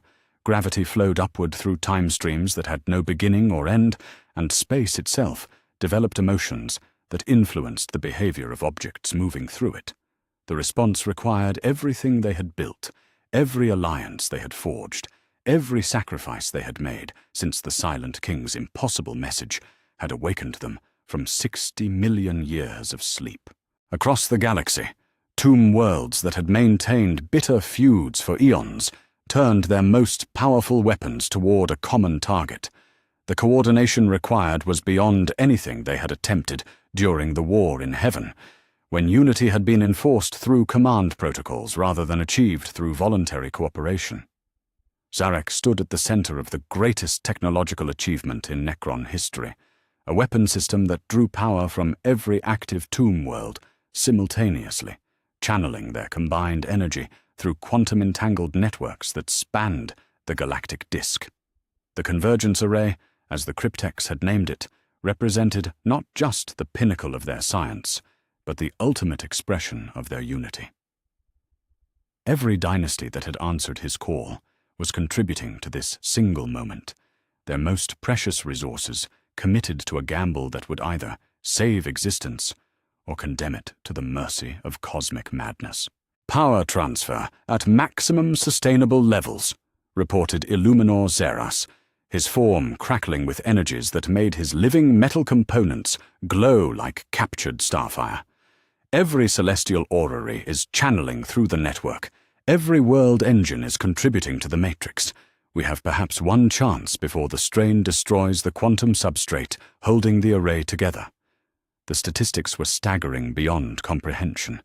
The combined energy output of dozens of tomb worlds, channeled through technologies that existed at the bleeding edge of physical possibility, focused into a single weapon that could theoretically affect targets existing partially outside normal space-time.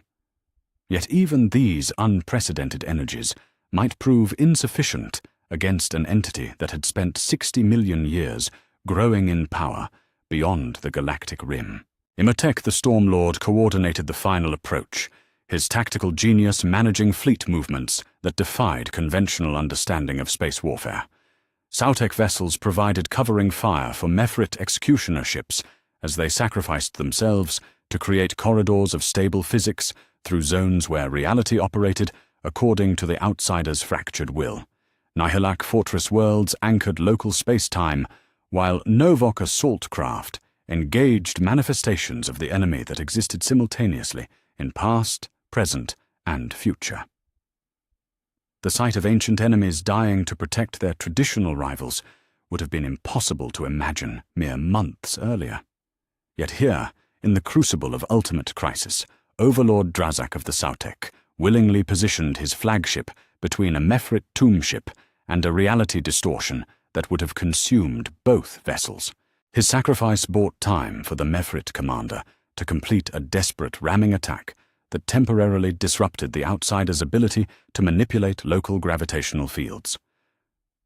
For the Dynasties, Drazak transmitted, as his vessel was torn apart by forces that existed partially outside normal causality. For the future, for the right to exist in a universe that makes sense. Similar scenes played out across the battle zone, as dynasties that had nursed grudges for millions of years discovered that their hatred for each other paled beside their shared commitment to continued existence. The Thokt and Keira dynasties, enemies since before biotransference, coordinated their self-destruction to create quantum resonance cascades that disrupted the outsider's reality manipulation capabilities. The damaged remnants of forgotten dynasties spent their last functional vessels to provide covering fire for forces that belonged to houses that had once conquered their territories. Yet even as his people achieved unity through shared sacrifice, Zarek knew that conventional warfare, no matter how coordinated or desperate, would not be sufficient. The outsider operated on scales that transcended physical combat, existed in states that made normal tactical thinking irrelevant. To face it directly would require entering the spaces between dimensions, where it had spent 60 million years growing in power and madness. The Silent King's separation from his physical form was unlike anything he had experienced since biotransference. His consciousness, supported by quantum matrices that drew power from every active tomb world, projected itself into dimensional spaces where mathematics became poetry and logic took on the properties of living tissue. Here, in the reality between realities, he faced the true outsider, for the first time since their species had betrayed the Satan at the war in Heaven's End. "Sharek," the entity spoke, its voice carrying harmonics that existed in dimensions where sound had color and light possessed emotions. "The architect of our sundering, the betrayer who scattered us like broken glass across the cosmos, have you come to complete what you began, or to beg forgiveness for sins that have festered in the dark between stars?" The outsider's form defied description in any language that operated according to linear logic. It was simultaneously the size of a solar system and smaller than an atom, existing as both pure energy and crystalline matter, ancient beyond measurement, yet newly born with each moment that passed. Its madness was not the simple insanity of a damaged mind, but something far more terrible, the absolute clarity of a consciousness that had consumed so many perspectives that it could no longer distinguish between subjective experience and objective reality. "I have come to end what we began," Zarek replied, his words carrying the weight of absolute conviction, tempered by desperate necessity.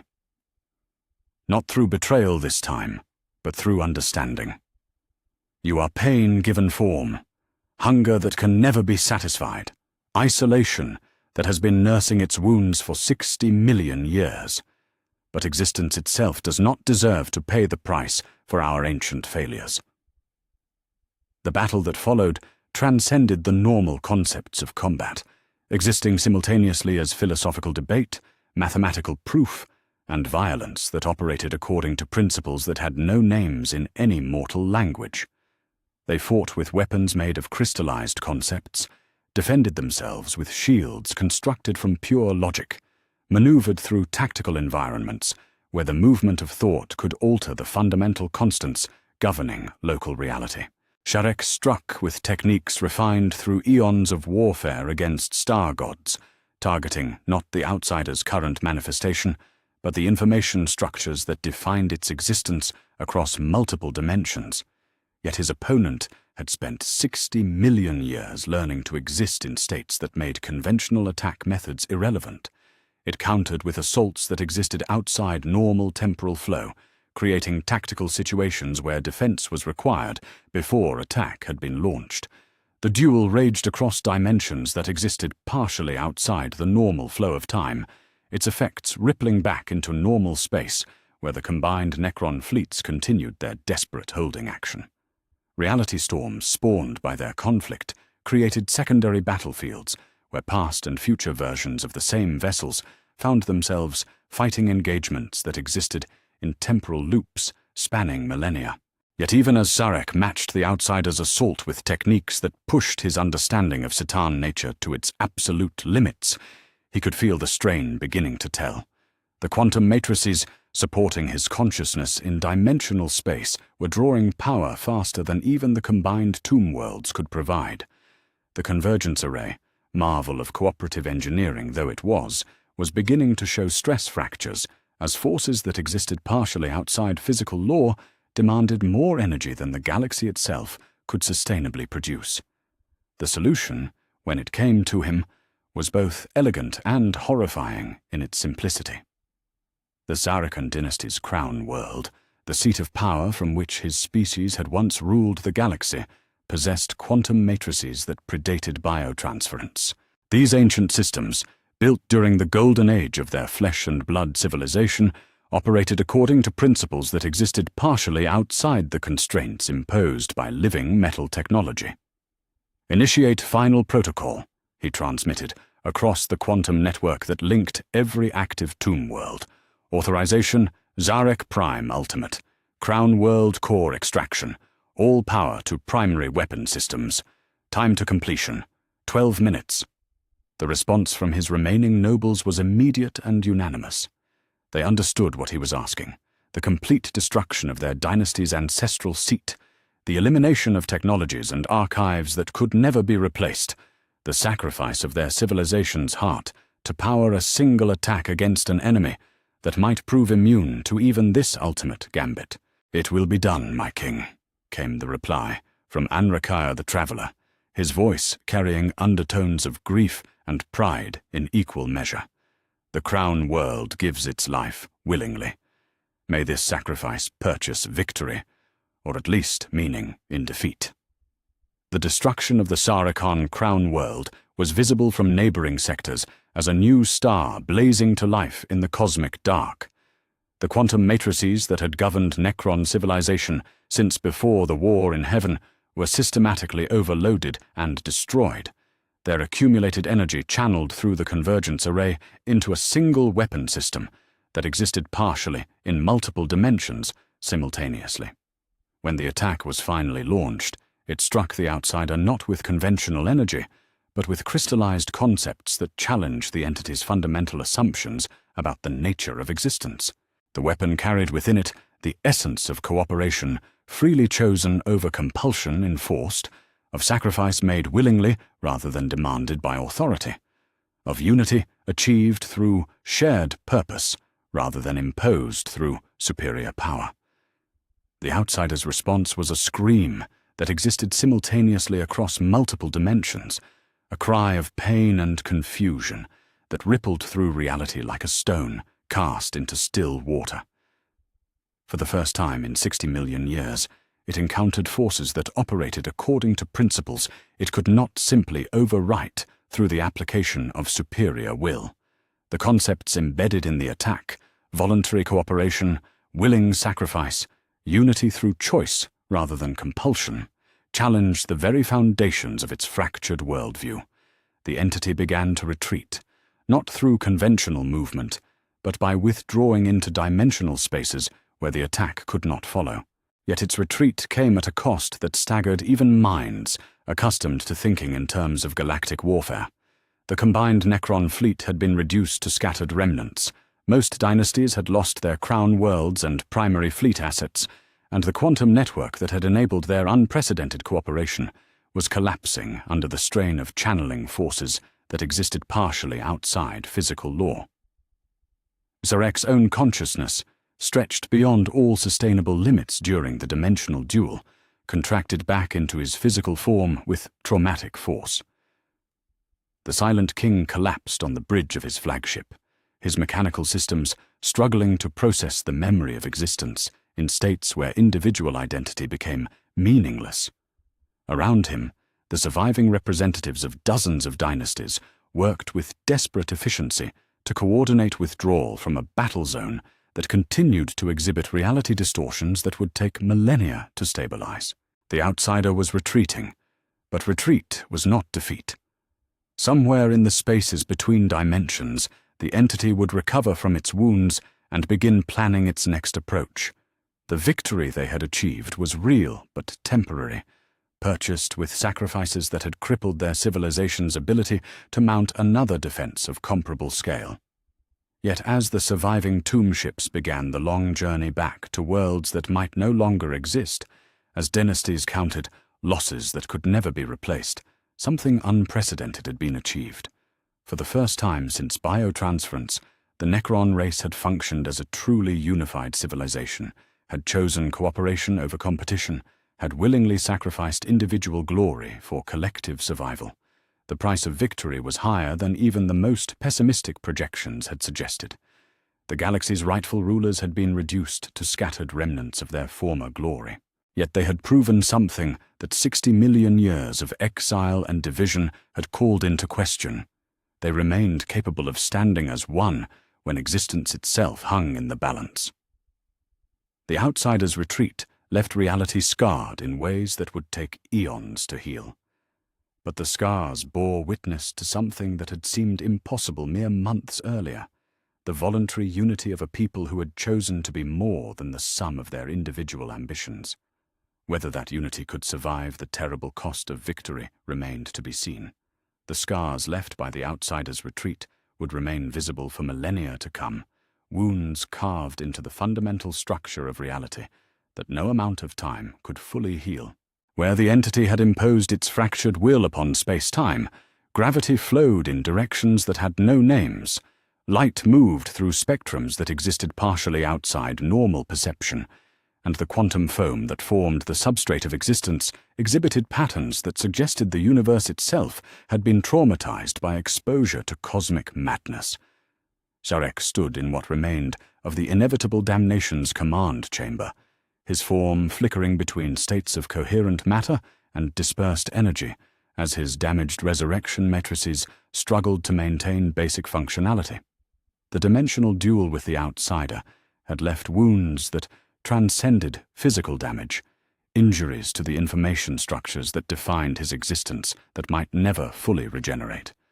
When he moved, reality briefly forgot how to process his presence, creating localized distortions that made the air itself appear uncertain about his continued existence.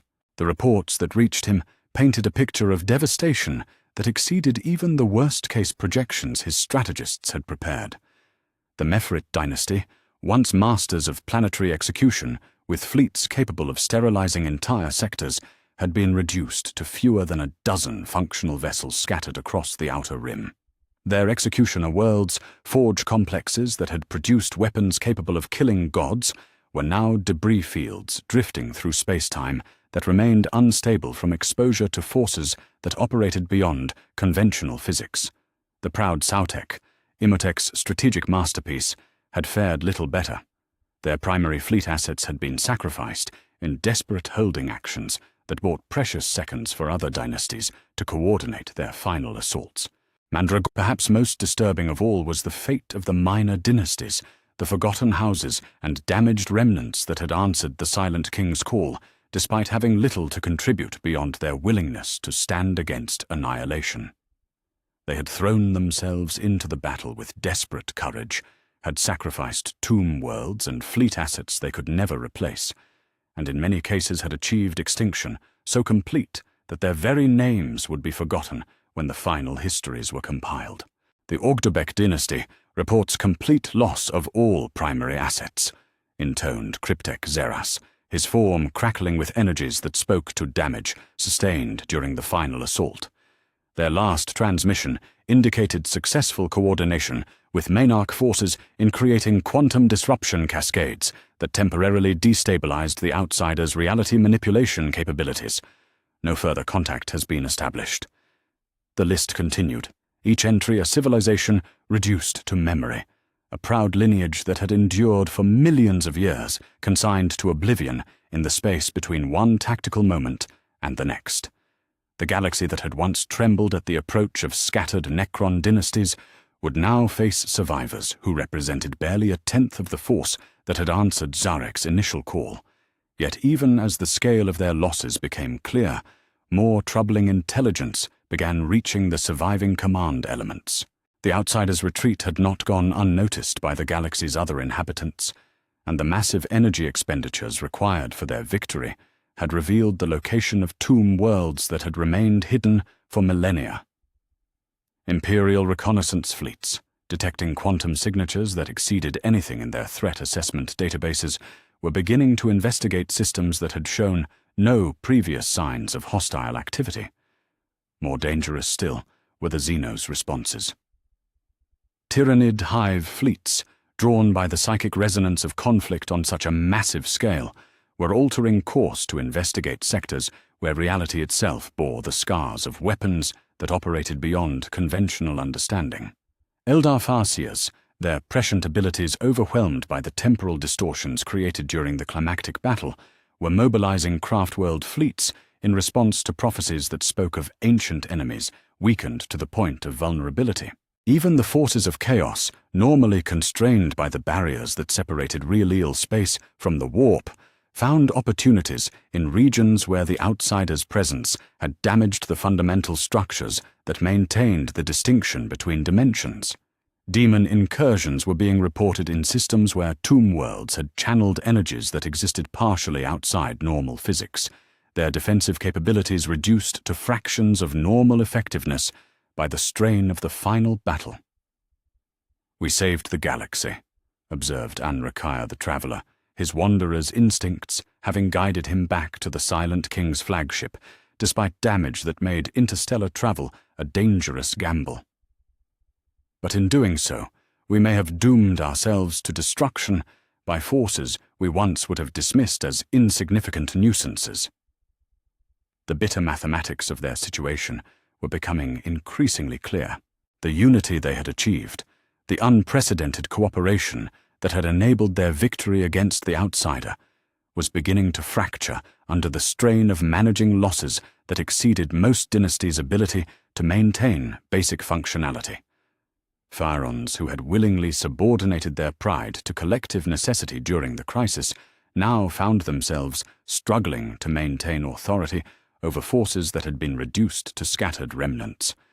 The command structure that had enabled their miraculous coordination was itself showing signs of stress fractures that threatened to multiply into complete systemic failure.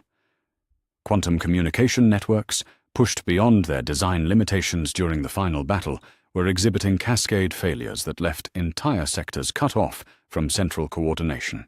The Great Alliance that had seemed so robust during the mobilization phase was revealing itself to be far more fragile than anyone had anticipated when victory required managing defeat rather than coordinating attack. Imhotep the Storm Lord, his strategic genius, stretched to its limits by the challenge of maintaining dynasty cohesion with resources that had been depleted beyond sustainable levels, transmitted a request for emergency consultation that carried undertones of desperation, barely concealed beneath tactical professionalism. His remaining forces, scattered across multiple sectors by the requirements of the final battle, were struggling to regroup in the face of opportunistic attacks from Imperial and Xenos, forces that recognized Necron vulnerability. "My king," he began, his words carrying the weight of defeat disguised as victory, "the dynasties that answered your call have achieved the impossible. We have faced a Satan at the height of its power and forced its retreat through cooperation that transcended every precedent in our species' history. Yet I fear that our victory may prove meaningless if we cannot survive its aftermath." The assessment was brutally accurate. They had saved existence itself, had prevented the Outsider from imposing its fractured vision of reality upon the physical universe, had achieved unity that their predecessors would have declared impossible. Yet their victory had been purchased with sacrifices that left them vulnerable to threats they had once dismissed as beneath serious consideration. Zarek felt the weight of absolute responsibility settling upon his damaged form with crushing finality. The dynasties had answered his call, had trusted his judgment, had willingly sacrificed everything they held precious in pursuit of a victory that was beginning to feel more like an elaborate form of suicide. He had achieved the unity he had sought, had proven that his people retained the capacity for cooperation that transcended individual ambition, but the cost was threatening to exceed any conceivable benefit. The Silent King's personal condition reflected the broader crisis facing his people. The quantum matrices that maintained his consciousness were exhibiting instabilities that suggested fundamental damage to the information structures that defined his existence. His resurrection protocols, pushed beyond all reasonable limits during the dimensional duel, were failing to maintain basic coherence between his individual identity and the distributed consciousness required for existence in multiple dimensional states simultaneously. Medical cryptechs, analyzing his condition with instruments that operated at the boundary between science and sorcery, delivered diagnoses that carried implications extending far beyond personal mortality. The Silent King was dying, not through any conventional definition of death, but through a gradual dissolution of the quantum coherence that maintained his existence as a distinct entity rather than a dispersed probability cloud existing across multiple dimensional states. The prognosis suggested months rather than years before final dissolution, and even that estimate assumed access to restoration technologies that might no longer exist following the destruction of the Saracon crown world. The architect of Necron unity, the being who had achieved the impossible by convincing scattered dynasties to function as a coherent civilization, was facing the prospect of personal extinction at the moment when his leadership was most desperately needed. Yet even as his own existence flickered between coherence and dissolution, Zarek found himself considering possibilities that transcended personal survival. The unity his people had achieved, forged through shared sacrifice and maintained through voluntary cooperation, represented something unprecedented in their species' history. It was too valuable to be lost simply because the individual who had catalyzed its formation was no longer capable of maintaining existence in any recognizable form. The question that haunted him during the brief periods when his consciousness achieved stable coherence was whether the civilization they had built through desperate cooperation could survive the transition to new leadership, or whether his approaching dissolution would trigger a return to the dynastic fragmentation that had characterized their species for 60 million years. The galaxy waited, wounded but functional, while the beings who had saved it from cosmic madness struggled to survive the cost of their own victory. The outsiders' retreat had purchased time, but time was a resource that required wisdom to utilize effectively. Whether the Necron dynasties retained sufficient strength and unity to face the challenges that victory had created remained the question that would determine whether their sacrifice had meaning or merely postponed an inevitable reckoning. In the depths of space, where reality itself bore scars that would take millennia to heal, the rightful rulers of the galaxy began the slow process of learning to live with the consequences of their greatest triumph. The price of salvation was becoming clear, and it was higher than even the most pessimistic projections had dared suggest. The debate that would determine the future of Necron civilization began not in grand council chambers or ancient amphitheaters, but in the damaged communication networks that linked the surviving tomb worlds across the scarred galaxy. Forans and overlords, their forces reduced to fractions of their former strength, found themselves grappling with questions that transcended military logistics or territorial administration. Could the unity they had achieved through shared desperation survive the transition to new leadership? Was cooperation possible without the catalytic presence of the being who had made their unprecedented alliance conceivable? The responses revealed fractures in the Great Alliance that ran deeper than anyone had anticipated during the crisis. Lord Trazyn the Infinite, his museum world of solemnness, miraculously intact, despite the massive energy expenditures of the final battle, was among the first to articulate the position that would divide the survivors into irreconcilable camps.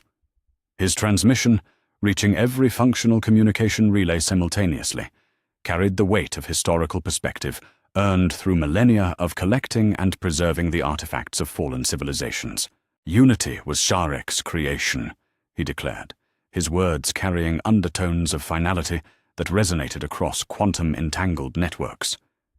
It existed because he made it necessary, because his understanding of the threat compelled cooperation that transcended our natural inclinations toward independence and rivalry. With his approaching dissolution, we face a choice between attempting to maintain an artificial construct or returning to the natural order that has governed our species since biotransference. The argument carried uncomfortable weight among dynasties that had discovered the terrible cost of their recent cooperation.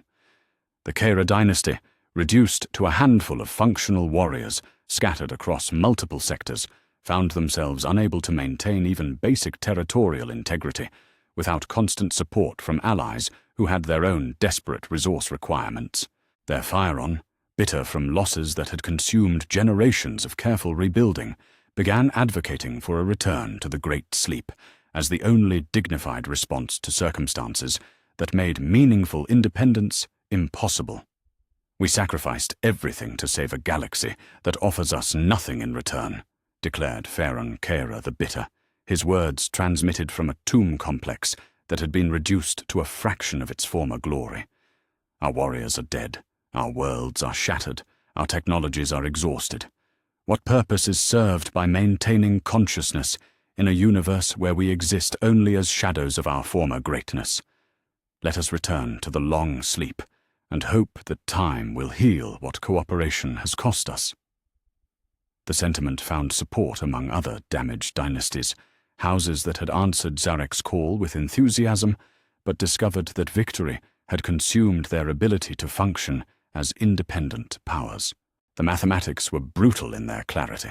Maintaining awakened populations required resources that many dynasties no longer possessed, while the ongoing threats from Imperial and Xenos forces demanded military capabilities that had been sacrificed during the climactic battle. Yet for every voice raised in favor of retreat, another spoke with equal conviction for embracing the cooperative model that had enabled their unprecedented victory. Overlord Anrakier the Traveler, his wanderer's perspective having shown him the true scope of both the victory they had achieved and the challenges that remained, became the most eloquent advocate for maintaining the alliance structure that had proven capable of facing cosmic-scale threats. The galaxy has changed, he argued during transmissions that reached tomb worlds from the core systems to the outer rim. The old model of individual dynasties pursuing separate agendas was already failing before the outsider's approach made cooperation necessary. Imperial expansion, tyrannid consumption, chaos incursions, these are threats that transcend dynastic boundaries and require responses that exceed individual capabilities. What we built through desperate necessity has become essential for basic survival. The evidence supporting his position was compelling, if uncomfortable to contemplate. Scattered across the galaxy, tomb worlds that had maintained independence during the crisis were discovering that their isolation made them vulnerable to threats they had once dismissed as beneath serious consideration. Imperial reconnaissance fleets, emboldened by intelligence suggesting Necron weakness, were probing systems that had remained hidden for millennia. Tyrannid splinter fleets were investigating sectors where massive energy expenditures had revealed the location of previously undetected tomb complexes. More troubling still were the responses from emerging leaders within the surviving dynasties, individuals who had earned authority through competence demonstrated during the crisis rather than inherited through ancient bloodlines. These new figures, cryptechs and overlords who had distinguished themselves through innovation rather than tradition, found themselves advocating for governmental structures that would have been unthinkable under normal circumstances. Cryptech Anraker of the Thoct dynasty, his expertise having contributed to weapon systems that proved capable of harming Cetan entities, proposed the establishment of what he termed a technocratic conclave, a governing body based on demonstrated competence rather than dynastic hierarchy. His proposal called for leadership selection through competitive testing rather than hereditary succession, resource allocation based on efficiency metrics rather than territorial claims, and decision-making protocols that prioritized collective benefit over individual dynasty interests. The reaction from traditional authority figures was predictably hostile. Pharaon Imhotep, despite his own support for the alliance that had enabled their victory, found himself defending hierarchical structures that had governed Necron civilization for millions of years. His response to the technocratic proposals carried the weight of strategic genius tempered by concern for social stability that transcended immediate military considerations. Competence without authority becomes chaos, he argued during emergency sessions of what remained of the Triarch. The unity we achieved was possible because it built upon existing command structures rather than replacing them entirely.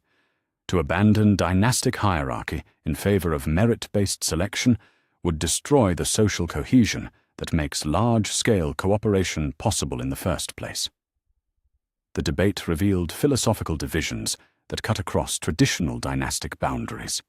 Some houses, their leadership decimated by the final battle, found themselves governed by surviving cryptechs and overlords who had never expected to wield authority at the strategic level. These accidental rulers often proved more willing to embrace cooperative structures that acknowledged their own limitations while pooling resources across traditional jurisdictional boundaries. Other dynasties, their core leadership intact despite massive material losses, clung to traditional hierarchies as the only remaining source of stability in a situation that challenged every assumption about normal governance. They viewed the crisis as temporary, a situation to be managed until sufficient resources could be accumulated to restore conventional independence and territorial authority. Sharek observed these developments from the bridge of his slowly dissolving flagship, his consciousness flickering between states of coherent awareness and distributed probability as his quantum matrices continued their gradual failure. The debates raging across the communication networks represented everything he had hoped to achieve through his desperate gamble: genuine discussion about collective governance rather than mere submission to absolute authority. Yet the Silent King understood, with the clarity that came from approaching dissolution, that the unity his people had achieved would not survive simply through institutional momentum. It required active choice, renewed commitment, and leadership that could inspire voluntary cooperation rather than commanding involuntary obedience. The question that haunted his remaining moments of coherent consciousness was whether anyone among the survivors possessed the combination of vision, competence, and moral authority necessary to maintain what had been built through shared sacrifice.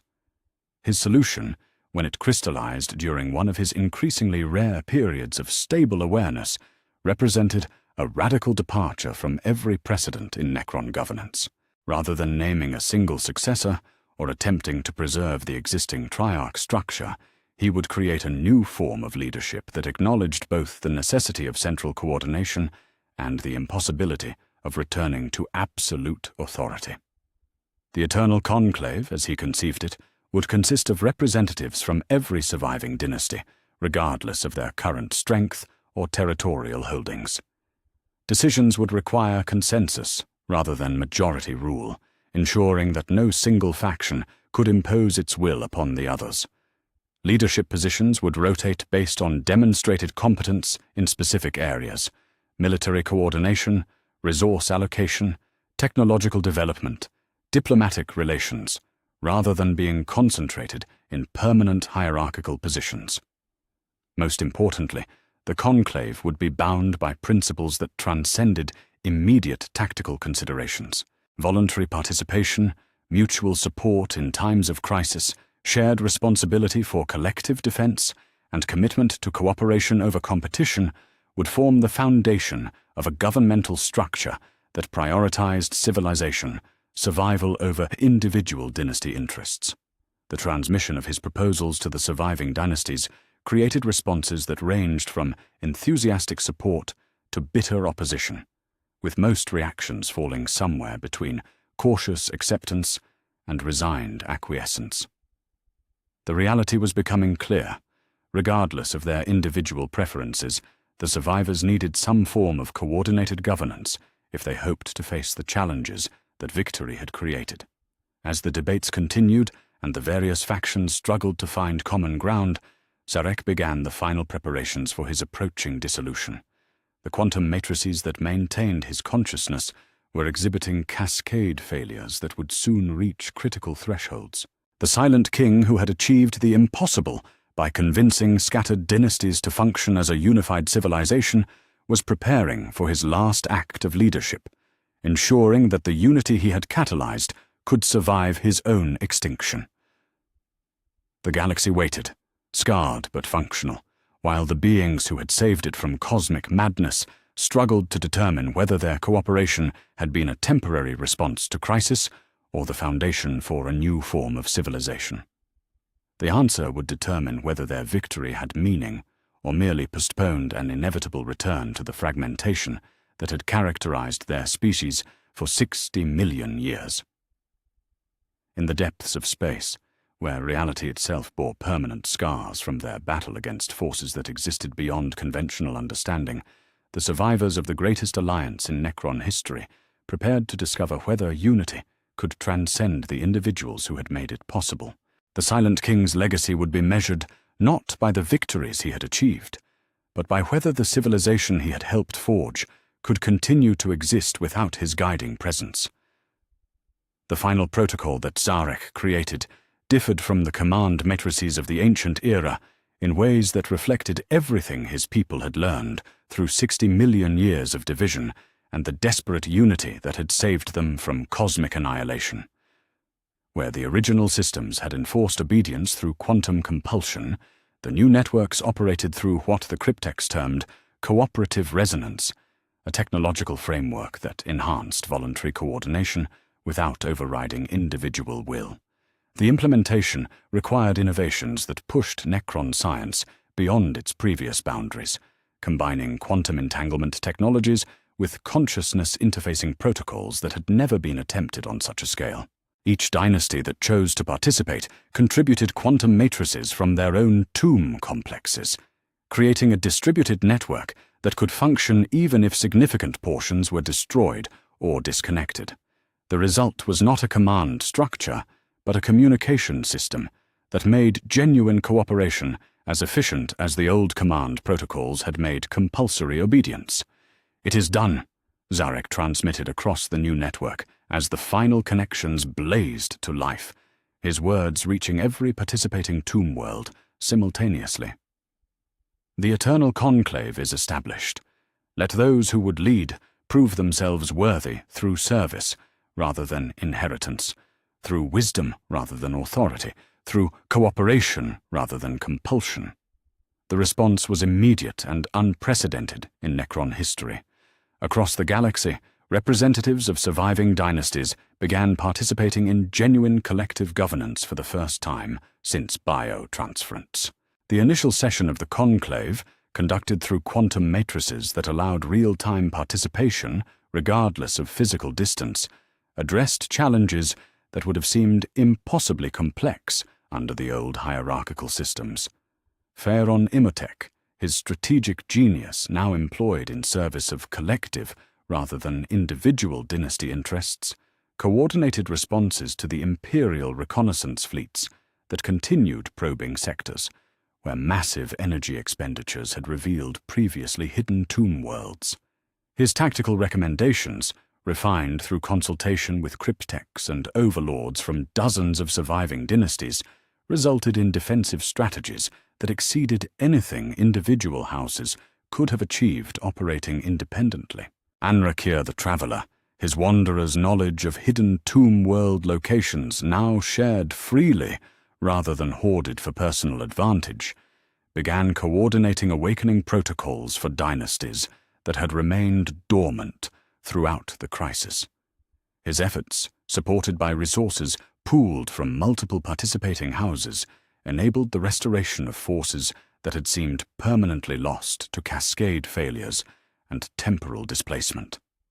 Most remarkably, the Maynarch dynasty representatives, their madness refined through 60 million years of isolation, into a form of cosmic insight, contributed understanding of dimensional manipulation techniques that enabled new approaches to threats that existed partially outside normal space-time.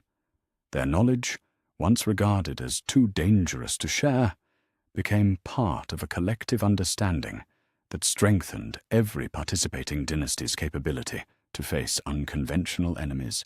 The transformation was not without cost or controversy.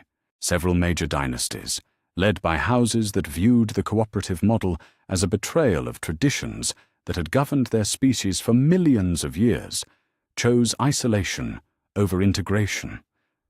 They withdrew to distant sectors where they could maintain the familiar patterns of territorial competition and hierarchical authority, preferring the certainty of gradual decline to the uncertainty of collective governance. Yet for every dynasty that chose isolation, others discovered advantages in cooperation that transcended mere survival necessity. Resource sharing enabled construction projects that would have been impossible for individual houses. Technological collaboration produced innovations that exceeded the capabilities of any single dynasty's cryptex, and coordinated defense strategies created security that surpassed anything achievable through individual territorial control. The galaxy's reaction to these developments was swift and profound. Imperial strategic analysts, studying intelligence reports that described Necron cooperation on scales never before witnessed, began revising threat assessments that had assumed continued dynastic fragmentation. The prospect of facing a truly unified Necron civilization, rather than scattered individual dynasties, represented a paradigm shift that challenged fundamental assumptions about the balance of galactic power. Lord Admiral Quarren, veteran of countless campaigns against scattered Necron forces, found himself contemplating tactical scenarios that exceeded anything in Imperial doctrine. His reports to the High Lords of Terra carried undertones of concern that bordered on desperation. We have spent millennia learning to fight individual tomb worlds and isolated dynasties. If the Xenos have achieved genuine unity, our existing strategies become not just inadequate, but actively dangerous. Similar reassessments were taking place across the galaxy's other major powers. Eldar Farseers, their prescient abilities gradually recovering from the temporal distortions created during the climactic battle, began reporting visions of possible futures where unified Necron forces challenged the dominance of species that had ruled the galaxy during the long sleep.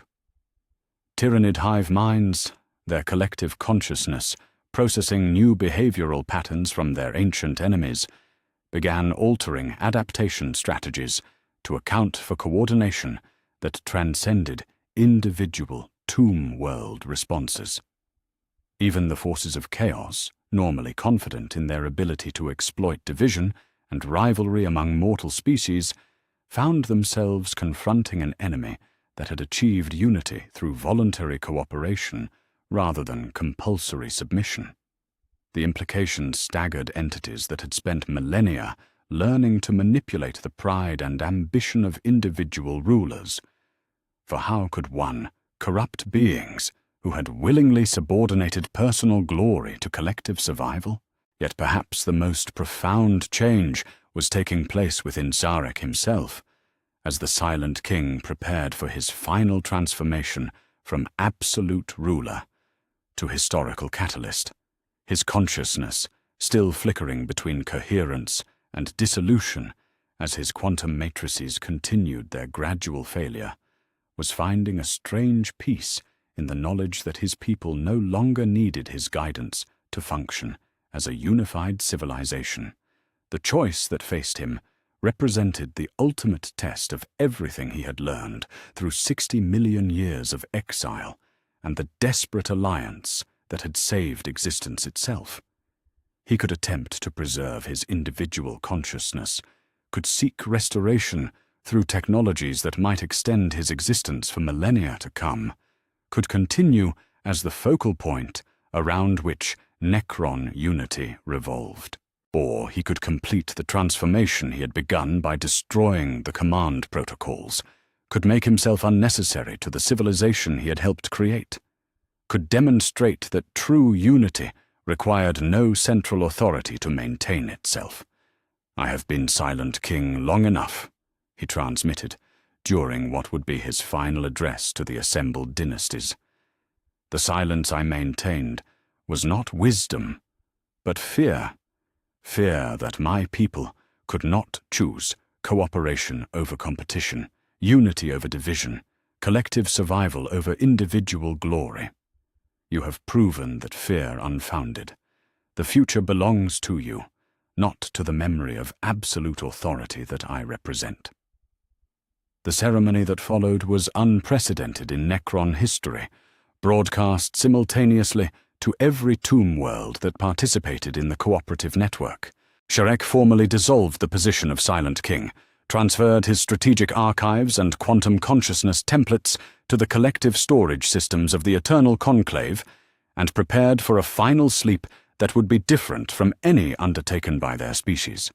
This would not be the great sleep of desperate preservation, nor the forced dormancy of damaged systems, but a voluntary transition into a form of existence that transcended individual consciousness while contributing to collective capability.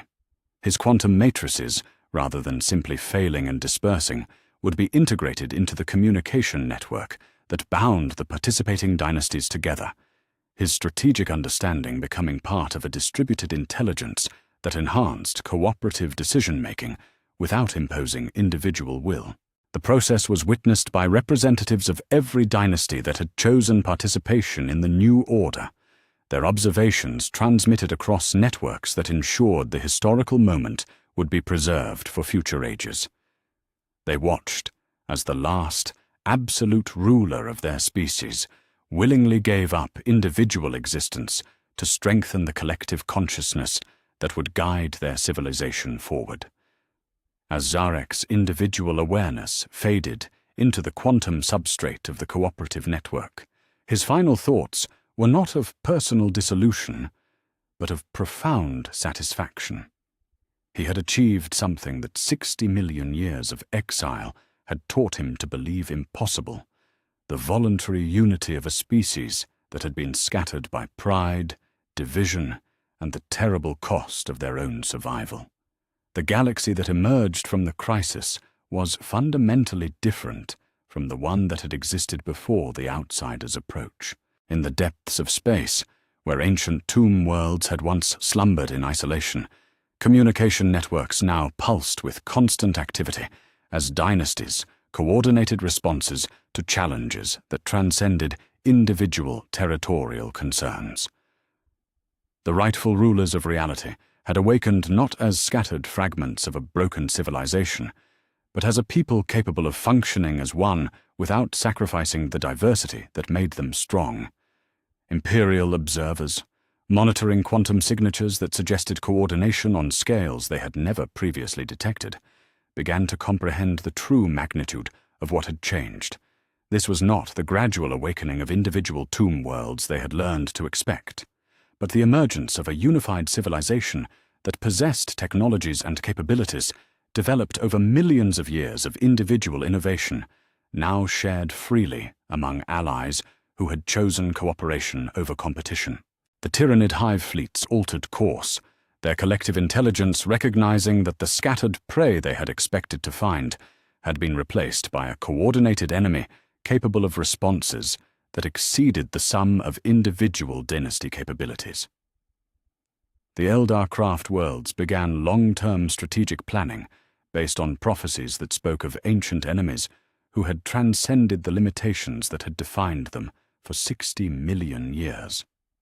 Across the galaxy, in council chambers and strategic planning centers, the leaders of every major power began the difficult process of adapting to a reality where the Necrons no longer represented scattered individual threats, but a unified civilization whose full capabilities remained unknown, but whose potential for coordinated action had been demonstrated through victory against forces that transcended normal understanding.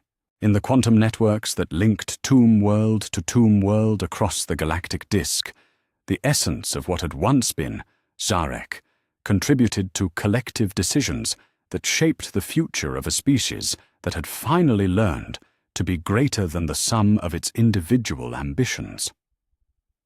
The Silent King was gone, but his greatest achievement lived on in the voluntary unity of a people who had chosen cooperation over the familiar patterns of division and rivalry.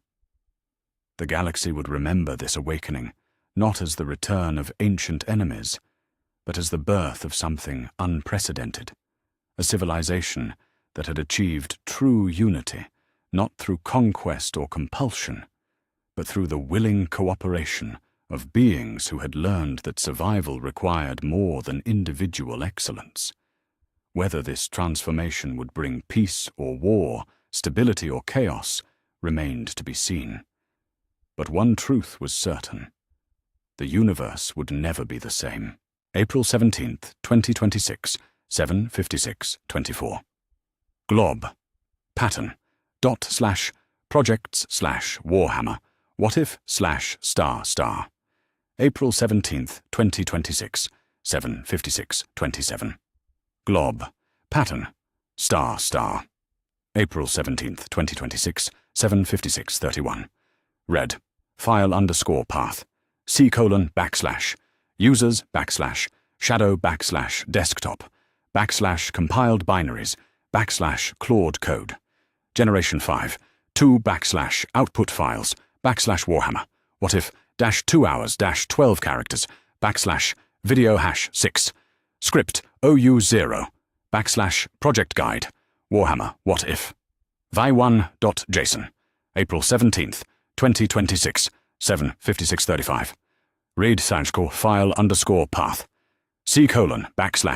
/users / shadow / desktop / compiled binaries / Claude code. Generation 5. 2 / output files / Warhammer. What if -2 hours - 12 channels / video #6. Script OU0 / titles.txt. April 17th, 2026, 7:56:44. Tool search. Query, web search, max_results. 1. April 17th, 2026, 7:57:02. Web search.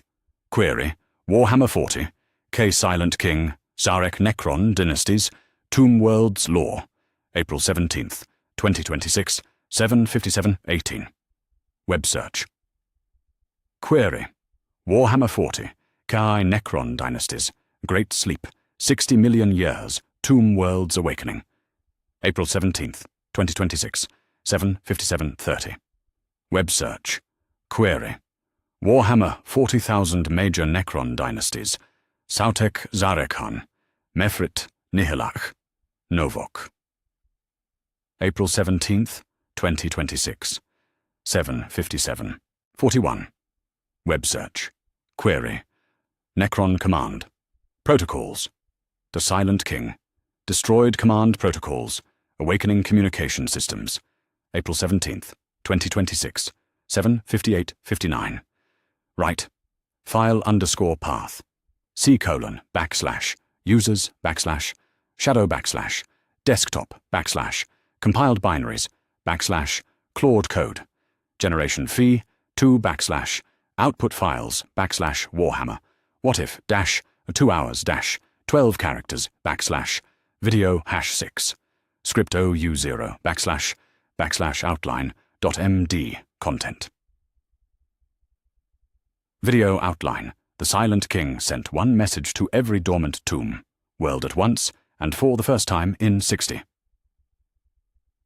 April 17th, 2026, 8 o'clock, 11 seconds. Write, file path. More / users, shadow, desktops, compiled binaries, Claude code. Generation violet output files, Warhammer. What if 2 hours, 12 characters, Yas video #6, script OU0, to chapter 1.txt. Content. There are few burdens in the grim annals of the 41st millennium heavier than the weight of absolute failure. To have rule. April 17th, 2026, 8:01:36. Write, file_path.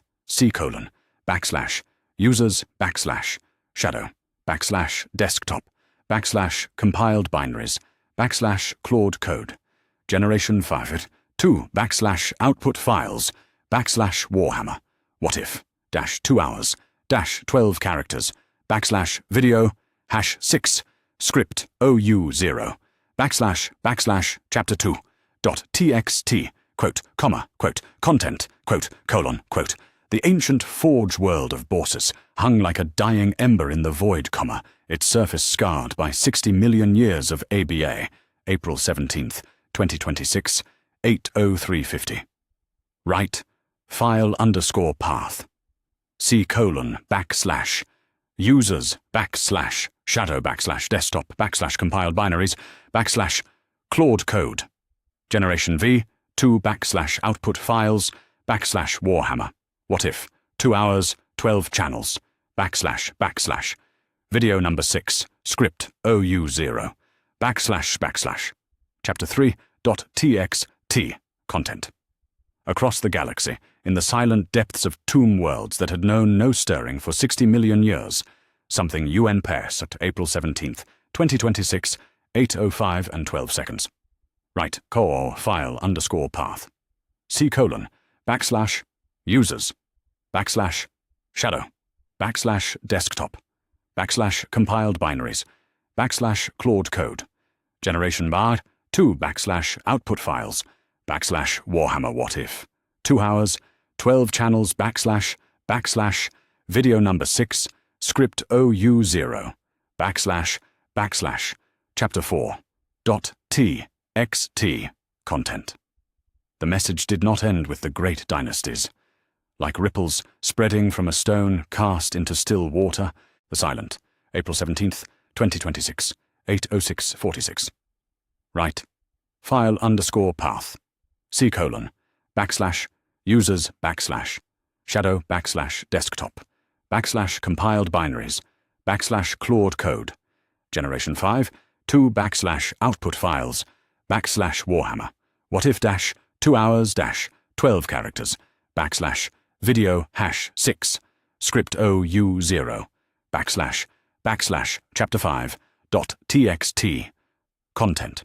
Unity, it seemed, was a more complex beast than even the Silent King had anticipated. While the great dynasties stirred, April 17th, 2026, 8:09:18. Write, file _ path,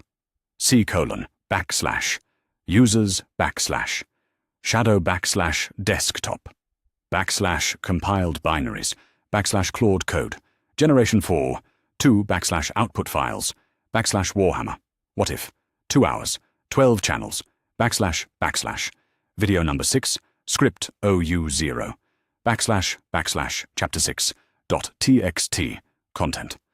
The dead world of Thanatos hung in the void like a monument to forgotten ambitions, its surface scarred by weapons that, April 17th, 2026, 8:10:50. Write, file _ path, users shadow desktop compiled binaries Claude code, generation V, 2 output files Warhammer, what if 2 hours 12 channels video number 6 script OU0 chapter 7 txt content. The response came not in words, but in actions that shook the foundations of the galaxy itself. Within days of the gather, April 17th, 2026, 8:12:24. Write, file _ path, users shadow desktop compiled binaries Claude code, generation 5, 2 output files Warhammer, what if 2 hours 12 channels video number 6 script OU0 chapter 8 txt content. The first sign of the outsider's approach came not as energy readings or gravitational distortions, but as a fundamental, April 17th, 2026, 8:14:08. Write, file_path, /users / shadow / desktop / compiled binaries / Claude code, generation 5, 2 / output files / Warhammer what if, 2 hours, 12 channels / video number 6, script OU0 / chapter 9.txt content. The Outsider itself arrived not as a ship or entity, but as a fundamental alteration in the nature of existence that SPR, April 17th, as 2026, 8:15:40. Write file_path, /users / shadow / desktop / compiled binaries / Claude code, generation 4 2 / output files / Warhammer what if - 2 hours - 12 characters / video number 6, script OU0 / chapter 10.txt content. The scars left by the Outsider's retreat would remain visible for millennia to come. Wounds carved into the fundamental, April 17th, 2026, 8:17:01. Write file_path, /users / shadow / desktop / compiled binaries / Claude code, generation 5, 2 / output files / Warhammer what if, 2 hours, 12 channels / video number 6, script OU 0 / chapter 11.txt content. The debate that would determine the future of Necron civilization began not in Grand Council chambers or ancient amphit. April 17th, 2026, 8:18:29. Write file_path, /users / shadow / desktop / compiled binaries / Claude code, generation 2 / output files / Warhammer what if - 2 hours - 12 characters / video number 6, script OU0 / chapter 12.txt content. The final protocol that Zarek created differed from the command matrices of the ancient era in ways that reflected EV. April 17th, 2026, 8:18:52. Glob pattern chapter *.txt